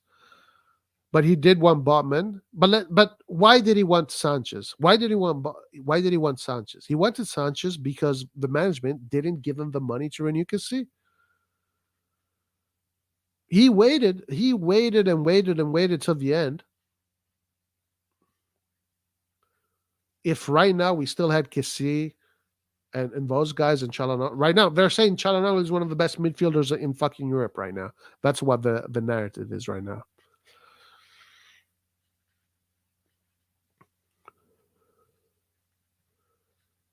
Botman, we missed big miss. Yeah, for sure. No, his work was sabotaged, guys. His work was sabotaged. It's a very easy calculation to make. Thanks to Simone Inzaghi with Pioli, he was thanks to Simone Inzaghi with Pioli, he was a shit player. Well, when Çalhanoğlu was with us, we achieved all the objectives that we were supposed to achieve. Okay? Right? When Çalhanoğlu was with us, we were in the banter era and we weren't achieving shit. We weren't achieving shit.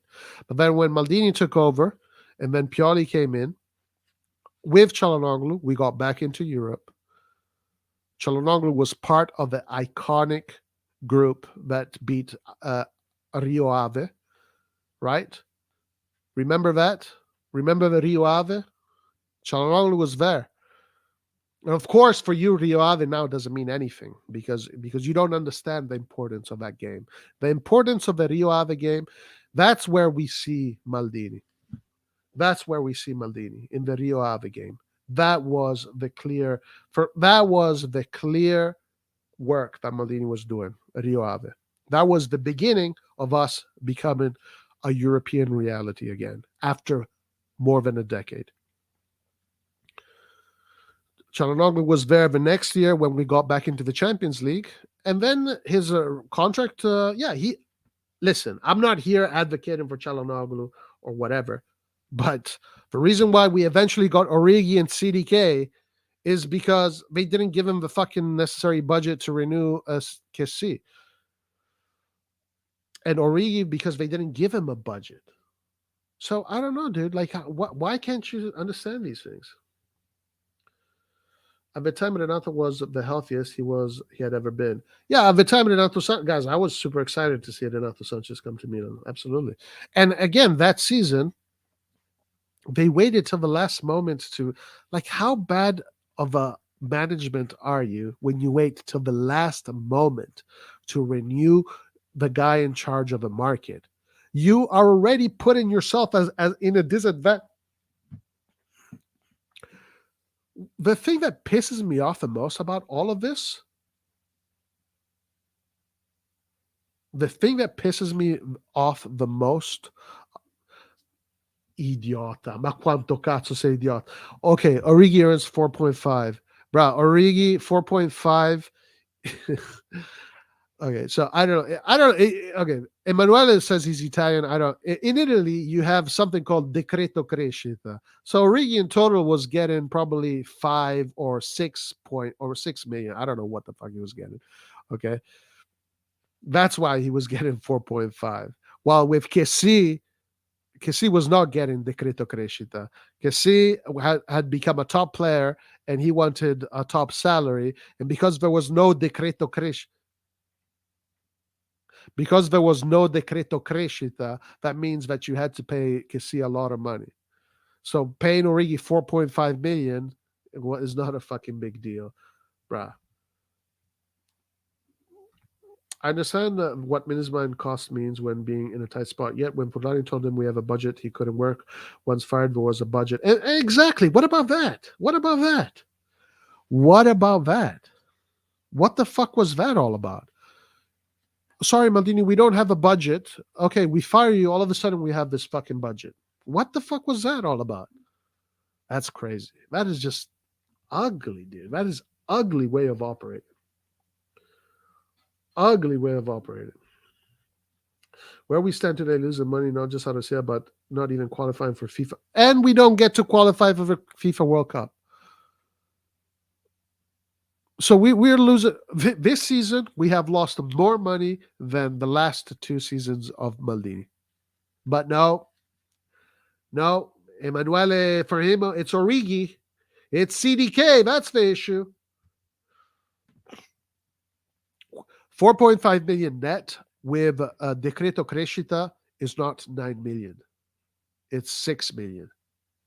It is 6 million. Emanuele, are you not aware of this? Okay. Yeah, Florenzi, 3.5 million. Well, Florenzi is. What's wrong with Florenzi? How much do you think players get paid, my man? How much do you think players get paid? What is the what is the average salary of a top 4 of a player in a top 4 team, Emanuele? What the fuck is it? What is it? Do you know what it is? And again, the fact that this is all you attach yourself to, it just says, brah, that you should not be voting. Like you're dangerous to society. You are dangerous. You are the kind of person that does not put things together properly, and you make bad decisions. So you're a danger to yourself. You're essentially a danger to yourself. And again, attaching yourself to this, and that's why he should be fired. My man, next summer, after the season is over, I want to see what you're going to say. Do you think that Florenzi deserves 3.5 million? Are you serious? If he runs more than 2 kilometers, fuck off, dude. I'm not, dude. If you want the clown shot, bruh, go to another channel if you want to talk like a clown. Okay, if you want to be a clown, go to another channel, because right now you're a clown. You're a clown, and you're not, and you're showing yourself to not even be intelligent. Capito? Sei un pagliaccio e stai facendo pure vedere che non c'hai il quoziente intellettivo per mettere uno e uno assieme. Se vuoi parlami seriamente e fammi discorsi seri, ma se vuoi fare pagliacci te ne puoi pure andare a quel paese.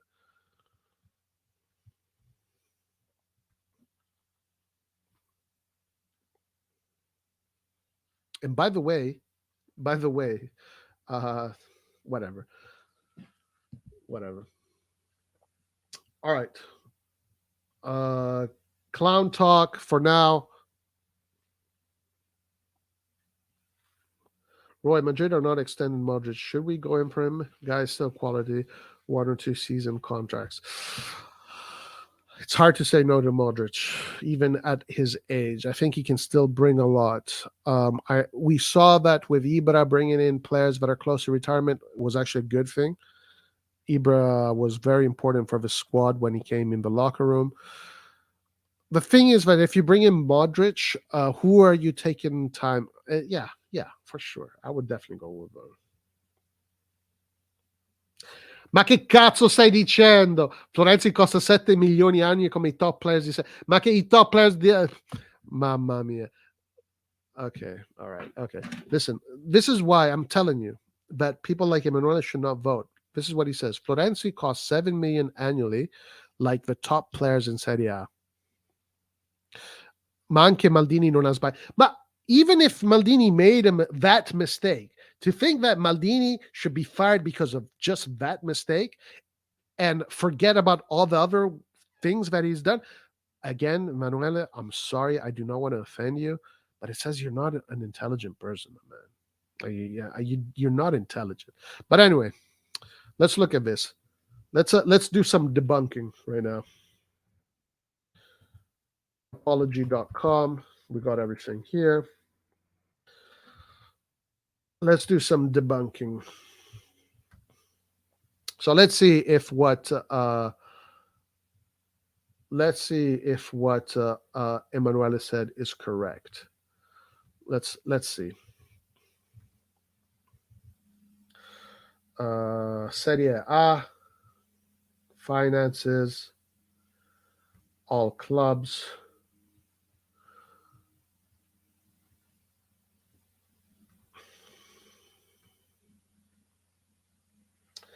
Sono deluso che tu come italiano dovresti rappresentare l'Italia, invece ci stai facendo sembrare come dei pagliacci. Sono molto deluso. Okay, so let's look at Milan actually. No, not this. Sorry. Let's look at finances, salaries. AC Milan. Okay. So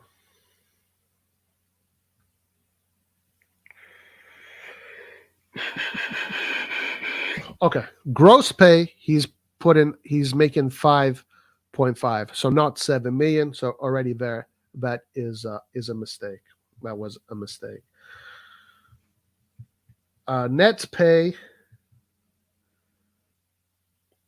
he's making 3 million, not 3.5, not 3.5. So that was a BS. Now let's see the most paid players. So Rafael Leao net is the player that gets the most money. Alessandro Florenzi is here, down here. Oliver Giroud makes more. Tomori, Bennacer, Chukwueze.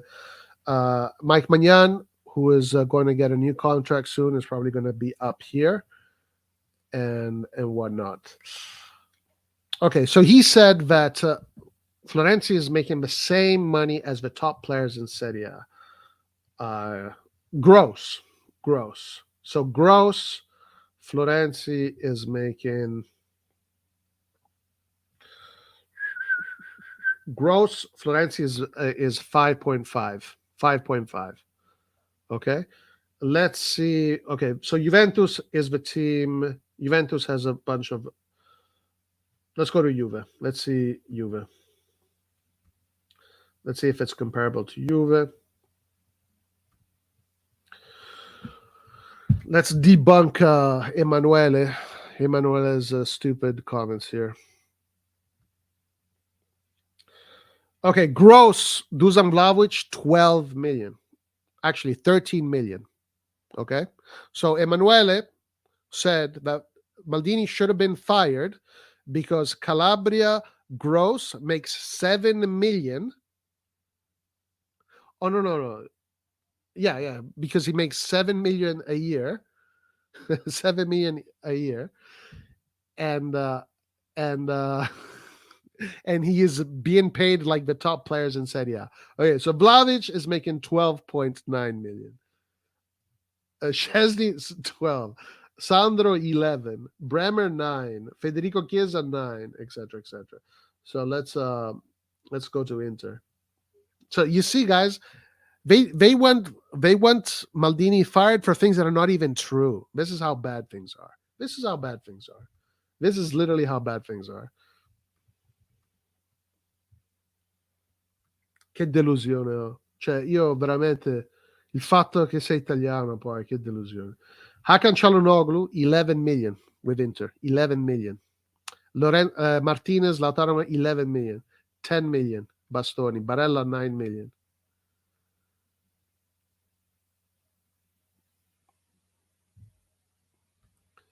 And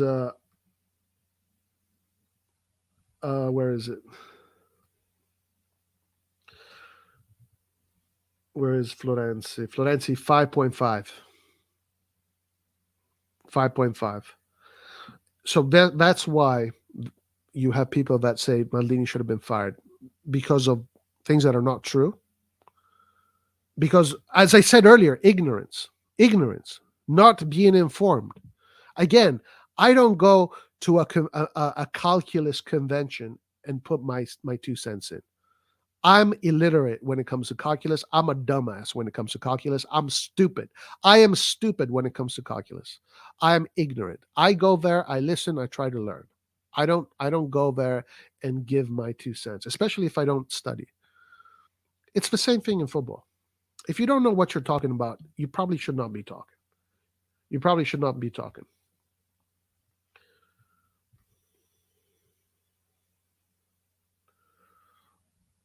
No, Maldini never got Caldara, Emanuele.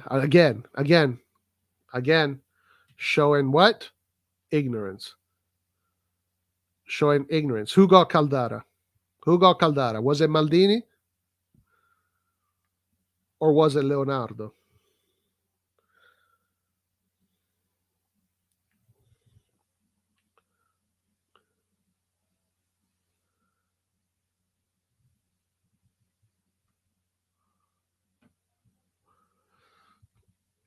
Lui è arrivato per mandare in prestito il diritto di scout, ce l'abbiamo ancora a bilancio. Sì, sì. No, Furlani ce l'ha ancora a bilancio. Right, we have bigger problems. The project lineup has a back three of Tomori, Kjaer, and Pobega. I may not see Monday. What do you mean? Roy, we have bigger problems. The projected lineup has a back three of Tomori, Kjaer, and Pobega. What? I have not seen that. I have not seen that. I definitely have not seen that. But Tomori, Kjaer, Pobega.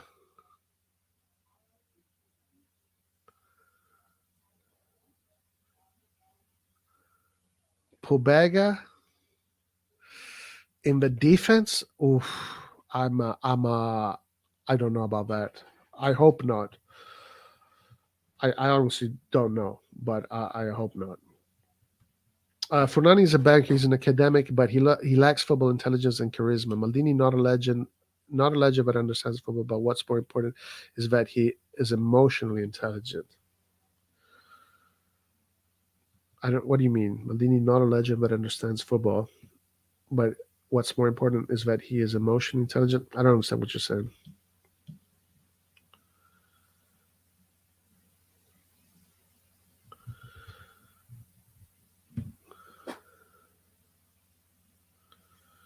Maldini is not a legend that understands football. All right. So you tweeted this to me. Let me see.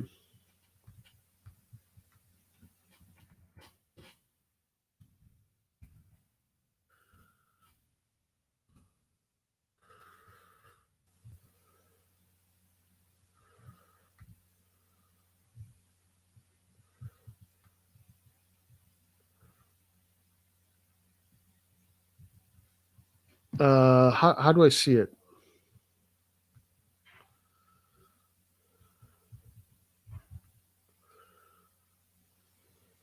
Send me a message.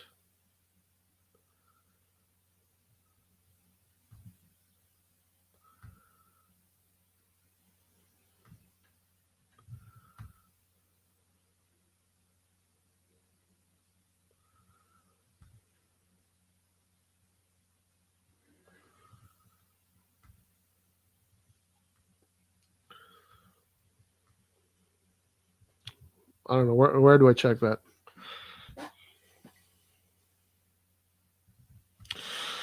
Anyway, I'm tired of this use of battle. Just hope they give us a good coach, because with a good coach, we can battle for the talent. So yeah, we've seen. They won't.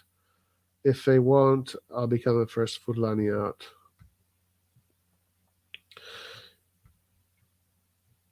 Emotional intelligence versus academic. I think I know what you mean, but I don't. When you say Maldini not a legend but understands football, I think he does understand football. That's what I don't get. And he does understand locker room emotional intelligence more than anybody else. That is for sure. I totally agree with that. But okay. Aside from it's a double negative. Maldini not only understand football, but what's more important. Okay, I see what you said. Okay, yeah, it's a double negative. I get it, but not only those. Yeah, I see what you said. Yeah, I totally agree, man. 100%. But you should. You really should, man. You really should care. You really should care. I think it's a too important of an equation not to care. Inbox. I don't see any inboxes here.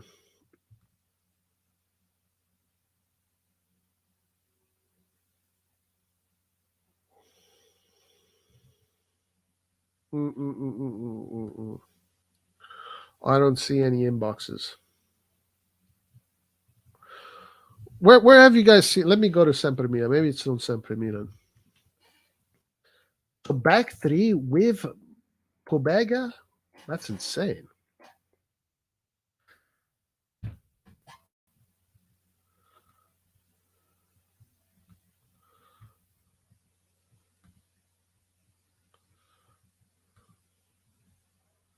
Oh, okay. You're Dr. Dre. Okay, got you. I see. All right. Let's go back. Right. And Dre. Okay, that makes sense. That makes sense now.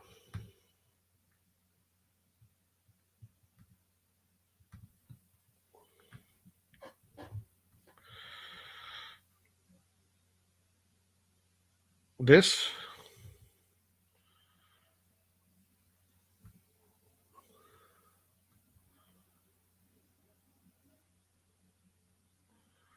Who's this? New cyborgs?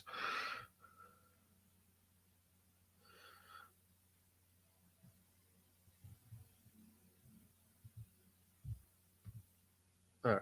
Let's do this. So I'm following you now. So whatever you send is just going to come directly to. uh okay. Is this? Bro, I don't see it, my man. I don't see it.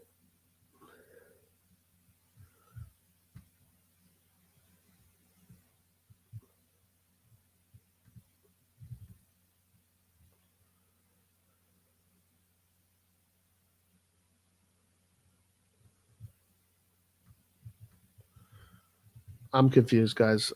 Sorry. I'm confused. Don't you think we got a team that can battle for the title? No, I don't think so. I think that the only way we can win this title. No, I don't see it. No, there's not enough balance in the midfield for us to win the title. No way. Zero chance. I think you have to have a very specific kind of midfield to build to win. I think we do have.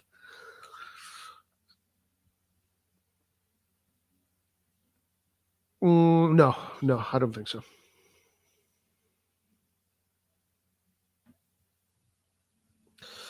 I think the midfield is not balanced enough to win and I think the midfield is not good enough and not balanced enough to win the title.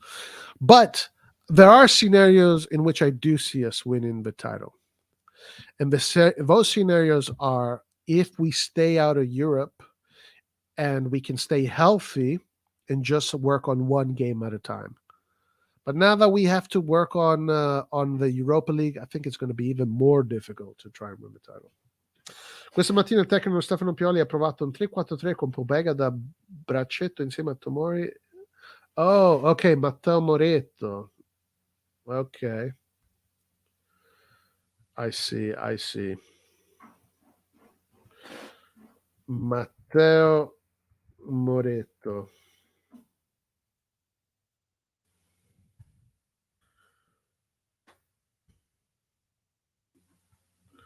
No, not this guy.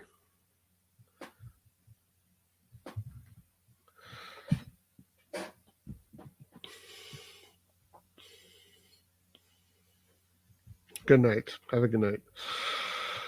Questa mattina il tecnico Roy tagged you. Why am I not getting these fucking? All right, guys. Listen, let's do this.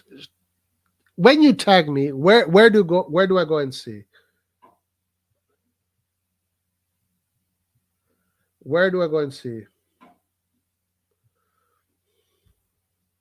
How do I see if you tag me or not?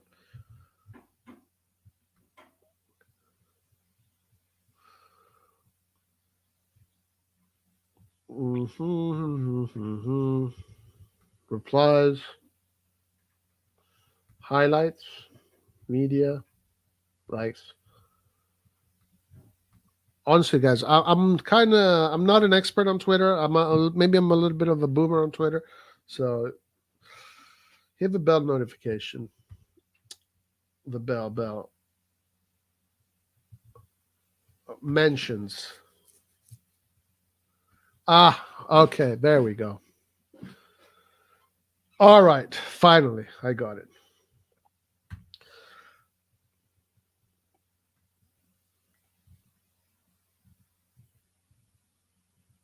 Okay, yeah. Anyway, yeah, I saw the message.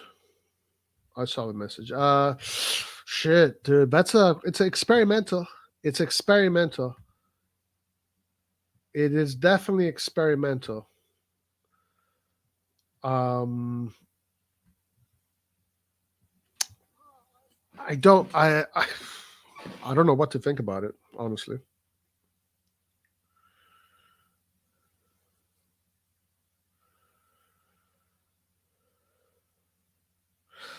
I don't know what to think about it. Like, I mean, I've never seen him play there, so I don't know. I don't know what to think. Does he have the abilities to be that kind of player? He is a tough fighter in the midfield. He does put his body into things. He does like to. He does not shy away from challenges. So he probably does have those qualities, but it's an experiment. It's kind of like putting Theo Hernandez in that defense, and you kind of just hope for the best. Yeah, if he does that, I'd be very surprised, to be honest with you. I'd be very surprised with you. I don't think he's gonna do it, but if he does that, that'll be pretty crazy. I tagged you in the group chat. I got it. Have a good night, and force me on. Just keep listening because I want to improve my English. Good, Emmanuel. Good. Pobega in the back three. Ma.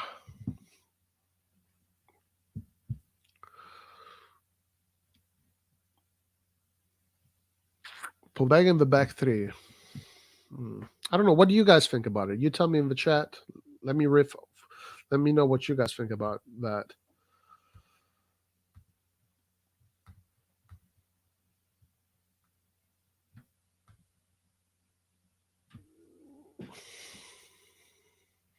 So, who would be on if we play in a 3-4-3? Who would be in the midfield? What's the midfield line?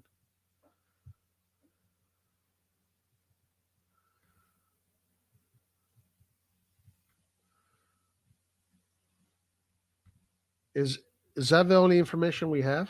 Just the defense? Do we have any information on the midfield line?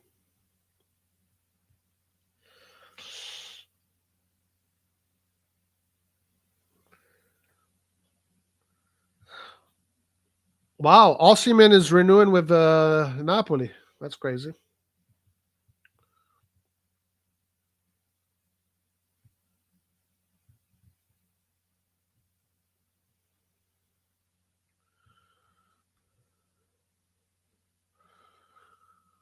That's crazy. Okay. I don't see this anywhere.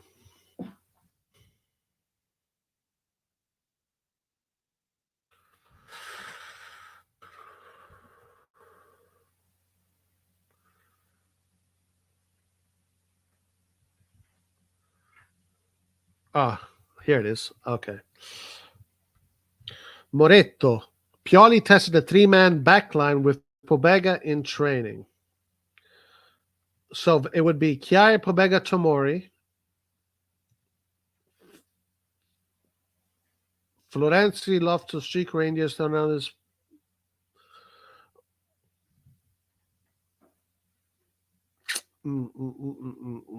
Loftus-Cheek, Hernandez in that middle is a little bit unbalanced. It's quite unbalanced. But okay, so the midfield would be Florenzi, Loftus-Cheek, Reindeers, Theo Hernandez. I don't mind it, honestly. I think that's a decent midfield. Do we have to play Loftus-Cheek and Reindeers? Can we play Loftus-Cheek and Bennacer? Or Bennacer and Reindeers?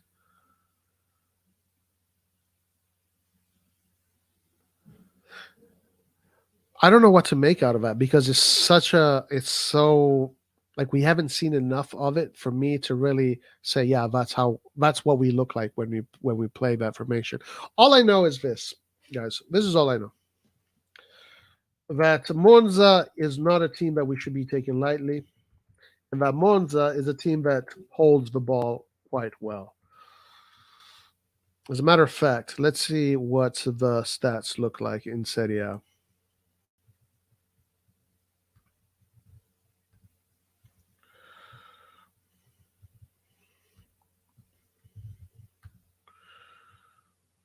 Competitions.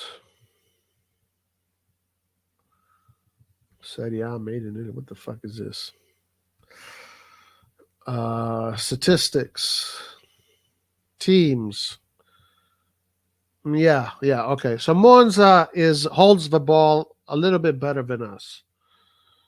So we're fourth place in Serie A. Monza is third.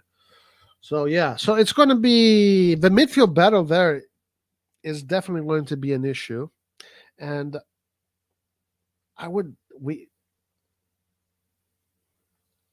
don't know, man. I think maybe even Krunic would be better than either Reindeers or Loftus-Cheek. I think we definitely need muscle in that midfield. Otherwise, we might lose the midfield battle. But the big difference against Monza is more so the quality that we have up top, Leao especially. So if Leao is on form, he should do good. If we can put pressure on Monza, maybe score a goal, and then in the long term bring in Chukwueze, Okafor, Jovic, we can close the game for sure. So the big difference is really the quality up top. Midfield wise, Monza is doing a little bit better than us at holding the ball. Not by much, but a little bit better.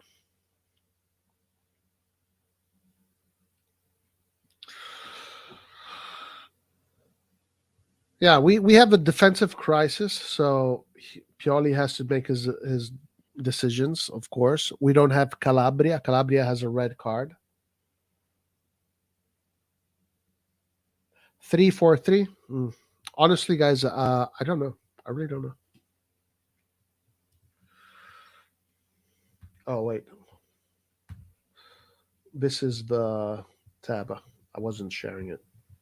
Here it is. Right there.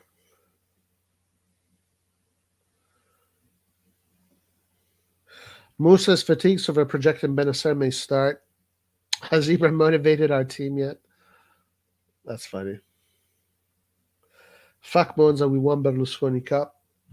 Yeah, didn't we win? I think on penalties.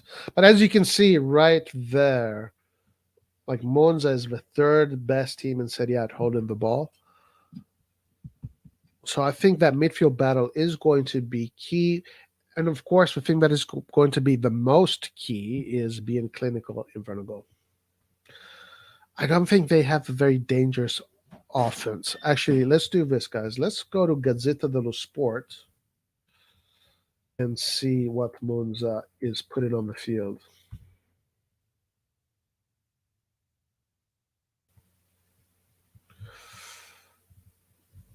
Yeah, sure, whatever. Il rapporto con Lotito e il rilancio. Who gives a shit about this stuff? Acerbi and Lazio and Inter. Nobody cares. Mamma mia, ste cazzo di pubblicità, dude. All these fucking ads. Quadrado out, so Inter has to go on the market. Kvara Osimhen score. Okay, let's go to see the probable formations.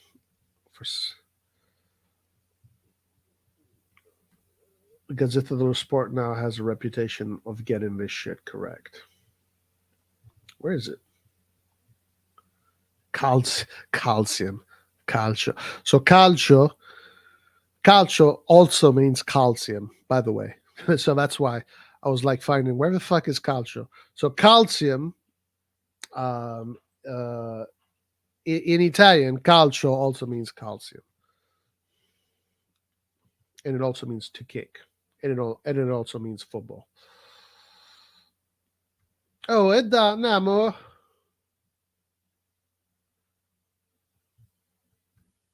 Jesus. Okay, fuck you. Show original.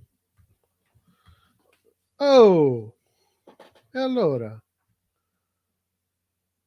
where the fuck are the probable formations?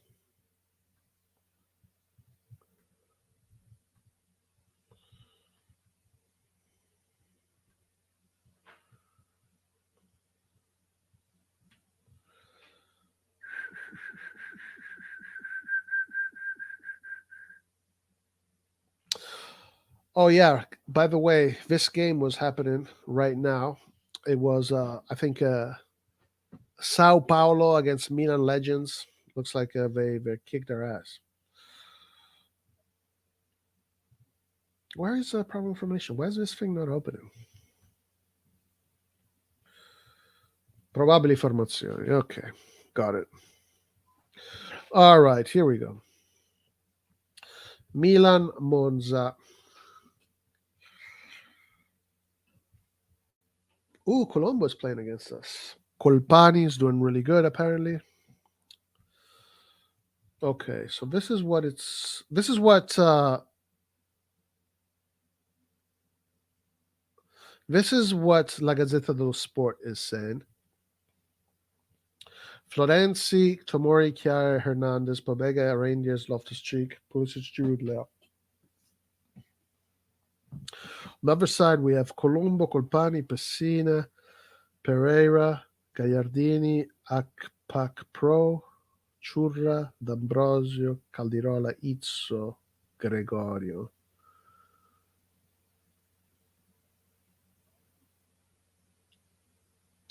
So I think this quartet here, Gagliardini, Pessina, Colpani, and this guy Akpro, seem to have a good ability to hold the ball. I mean, we are clearly the favorites to win this game. I mean, I don't see how we lose this game. Famous words. Famous words. I don't see how we can lose this game. At the San Siro, in front of 70,000 people, Juventus drop points. How the fuck do you lose this game? You can't lose this game. No way you lose this game. But it's going to be tough. Okay, so this is what the Gazzetta says. I don't know about the 3-4-3. Let me say this. I'll be very surprised if we get to actually see a 3-4-3. If Colombo scores on Milan, that will hurt. Yeah, for sure.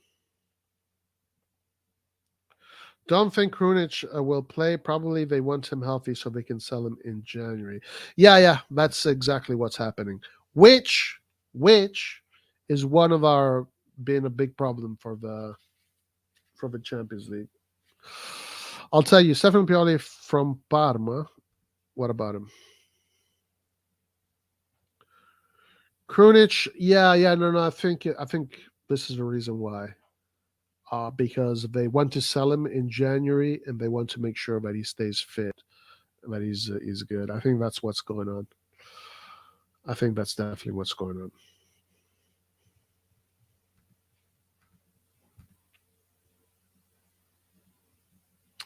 Let's see. Bologna-Roma is going to be a big game.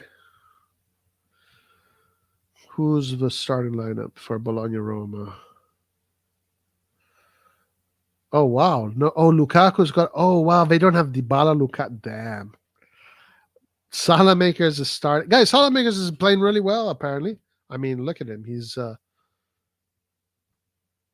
Look at where he is. He's up there. He's fighting for top 4.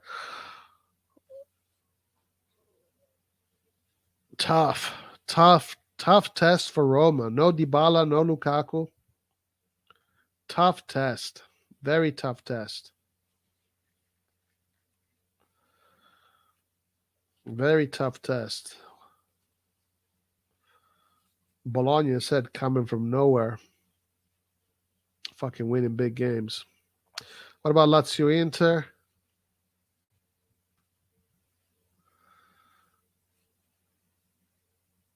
Okay, Inter has their best team pretty much. Well, not really. For missing Pavard here, De Vrij.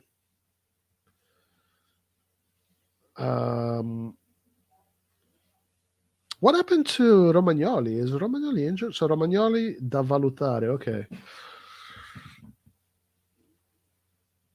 Quadrado, Dumfries, and De Vrij and Sanchez all out. So four big players out for Inter. Oh, they do have Pavard in the bench. They have Frattesi, Sensi, Klassen, Aguame, Aslani, Carlos Augusto, Arnautovic.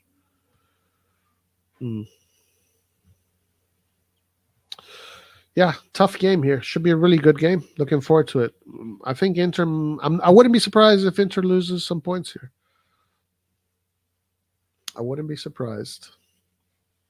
Okay, all right, guys. Let's go to YouTube and let's see.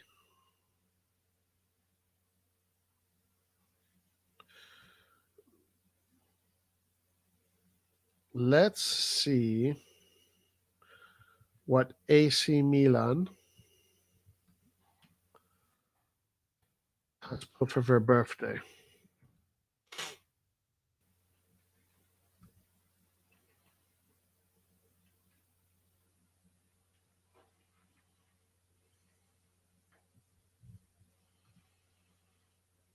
By the way, I'm not a member of our channel anymore. I'm not giving them any fucking money. No way. So I don't have access to the membership area. Nothing on the YouTube channel? Ah, okay. Here it is. The highest art is beautiful.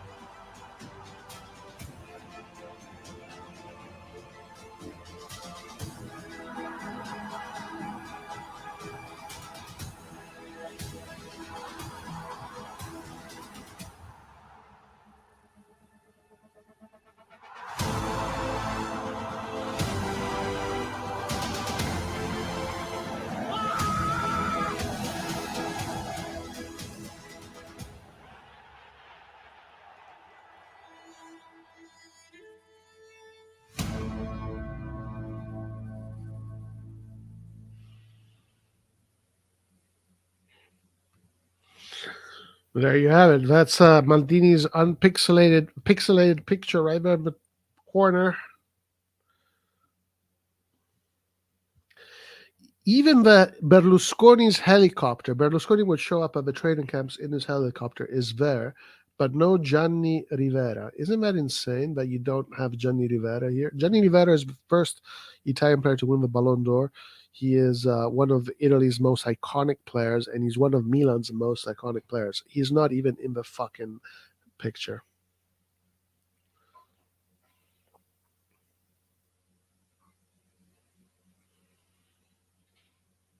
Also, I don't see Gullit. I don't see Van Basten.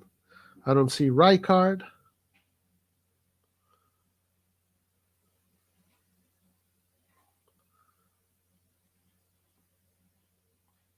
Carlo Ancelotti is here. Capello. Where's Capello? Capello won our best Champions League ever. Nerio Rocco. Where the fuck is Nerio Rocco? Oh, I think that's him right there, no? The Swedes. Where are the Swedes? Anyway, whatever. That's just being nitpicky. That's just being nitpicky. Why aren't we buying a DM this January? This should be number one objective along with defenders. I agree. 100%. We definitely need a DM. Yep. Arrigo Saki, Fabio Carlo, Ancelotti, what a coach. Yeah. Top coaches. Top coaches for sure. For sure. Top level coaches. Top level coaches. Let's see what the comments say. Un sogno.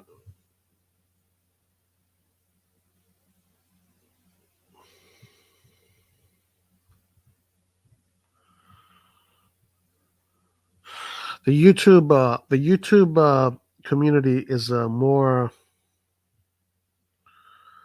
generous.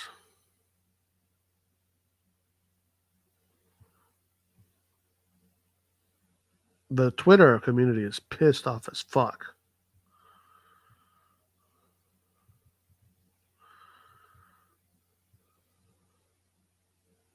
Hey, guys, let me ask you a question in chat. Hey! Did you hear, were you guys able to hear the, what's up, bro? Were you guys able to hear the audio well, or was it like underwater?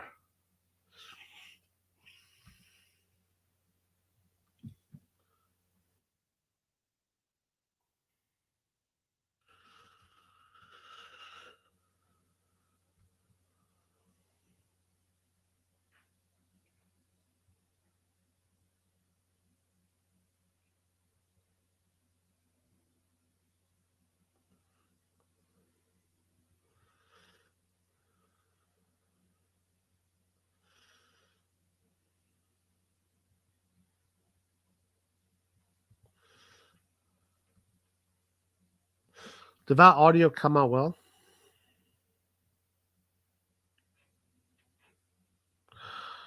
Milenkovic at Fiorentina would do it. He would be a good. Hillary's here. Ancelotti. What's up, Ancelotti? I'm starting to lose my love for the team, the owners. It's all about making money. Yeah, it's sad as fuck, dude. Super duper sad.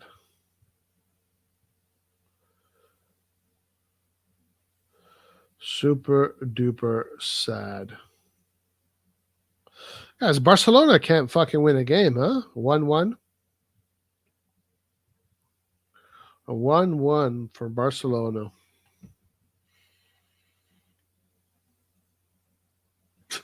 Masterclass, dude. How the fuck can you call our win against?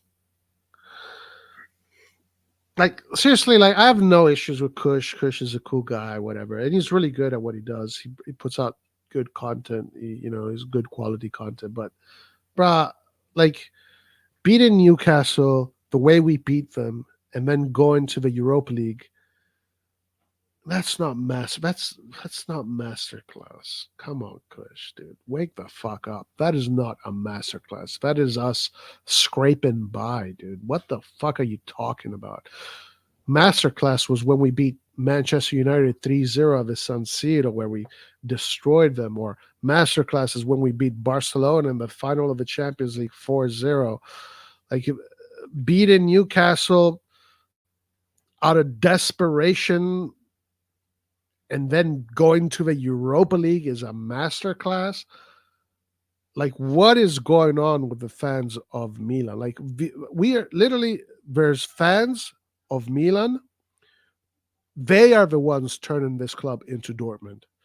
They are the ones that are going along with all this bullshit, and they're turning this club into a fucking second-tier club.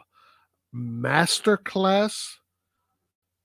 We beating Newcastle the way we did and qualifying for the Europa League is masterclass. Bruh, Sassuolo. If Sassuolo does that, that's a masterclass. Masterclass for us should be. I think that there's a lot of fans, Milan fans, that just don't understand the club. They don't understand. They don't understand the true nature of this club. They don't understand the pedigree. They don't understand the history. They don't understand. They don't know what we fight for. We should be fucking fighting for the Champions League, not scraping by a win against Newcastle, a team that hasn't been in the Champions League for fucking 2 decades, and then getting qualified to the Europa League. That is a masterclass? Bruh, Kush, dude, you are a fucking... What you're doing, Kush, right now is you're definitely not doing any justice to the AC Milan name. That is 100% not a masterclass performance. It is not a masterclass result. That is the kind of result where we have to humble ourselves and we say, yeah, we fucked up. We're out of the Champions League and now we are in the Europa League, and it's probably going to hurt our Serie A run. And we completely failed. We completely failed because last year we made 100+ million in our European competitions. This year we won't even come close to that, and we call this a masterclass. Now I know Kush is not all into the Furlani thing. Like I know that Kush is he's playing the game. He's not like us here on this channel. On this channel, we don't give a fuck about playing the game. We say things the way they are. We're not here trying to get the American viewers or that fucking, we fucking say the things the way they are. There's no fucking propaganda here. There's no propaganda. We're not playing any games here. We're saying the way we feel them. So we're not playing the game. But I know Kush is somewhere in between. I know that he knows there's like doubts. There are doubts. He has doubts in the club, but he's also like pretending to be all aboard in the American thing. But what this does, it just devalues us as a club. This devalues us as a club. When our fans are satisfied with us beating Newcastle the way we did and going into the Europa League, and they call that a masterclass, that means that the value of our club has gone down. No, that's not it, man. That's not it, bro. You're doing a disservice to AC Milan by calling that a masterclass. You're doing a disservice to Milan. Anybody that celebrates us going to Europa League is bringing down the value of this club and the meaning of this club.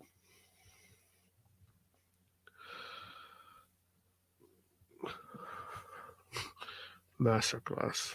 Yeah.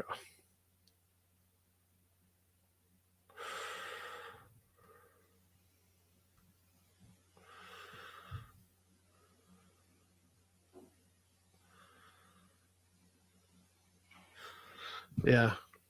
From a business objective, management needs to understand that the Milan's project is a business that depends on football. So without winning, the project fails. Yeah, of course, you need to win. For sure, you need to win. What do you think would be eliminated if these two teams facing the Champions League knockout? Which two teams? Inter or versus Arsenal? So listen, there's one thing that Inter has above every single other big European team. It is their defensive record. That is kind of the thing that is setting them apart from everybody else. They're not conceding any goals. Like, they don't concede. I think the team that is closest to Inter is Real Madrid, and they're almost double. They have conceded almost double the amount of goals as Inter. So I don't know who would win, either Inter or Arsenal. I think Arsenal is a tough team to play against because they play good football, and Arsenal is always a tough team to play against. But Inter is just very strong this year. They are very strong this year. I think they have reached some sort of peak, and yeah, and you can see it in that chart that I shared in the beginning of the stream. It's a very balanced team. It's built very well. Inter is built very well. So I don't know what Inter's going to do in the Champions League, but I know one thing I know for sure, that it's going to be fucking hard to beat Inter. It's going to be very difficult to beat Inter. Yeah, those defensive stats Inter has this year are very impressive. I think Man City has conceded triple the amount of goals that Inter has conceded. Bayern has conceded also a little bit more than double. Real Madrid is the only team close to Inter, and they're not even that close. As far as goals scored, when you don't concede many goals, you don't need to score many goals. But Inter is a team that is scoring a lot of goals too. So they, I think Bayern has more goals than anybody else right now. I don't know. I'd have to check. But yeah, tough to say, man. Very tough to say. You may lose your interest to our Milan, but you cannot lose your love for Milan. Okay, guys. Anyway, listen, we're going to close for today. I'm really sad, but every time I go live, I always have to talk about fucking Furlani and Cardinale and whatnot.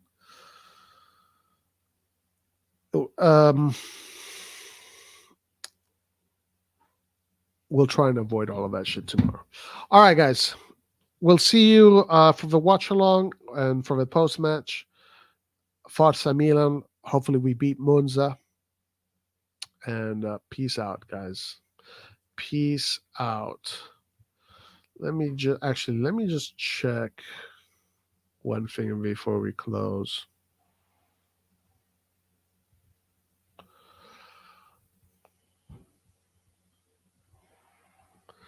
One thing before we close.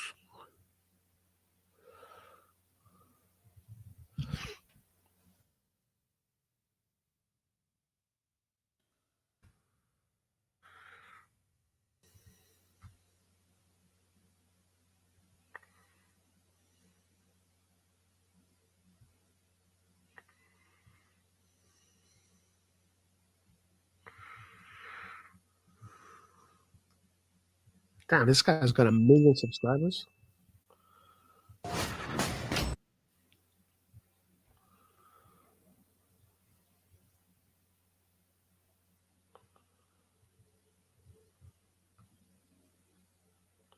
It's just Miranda. Nobody else?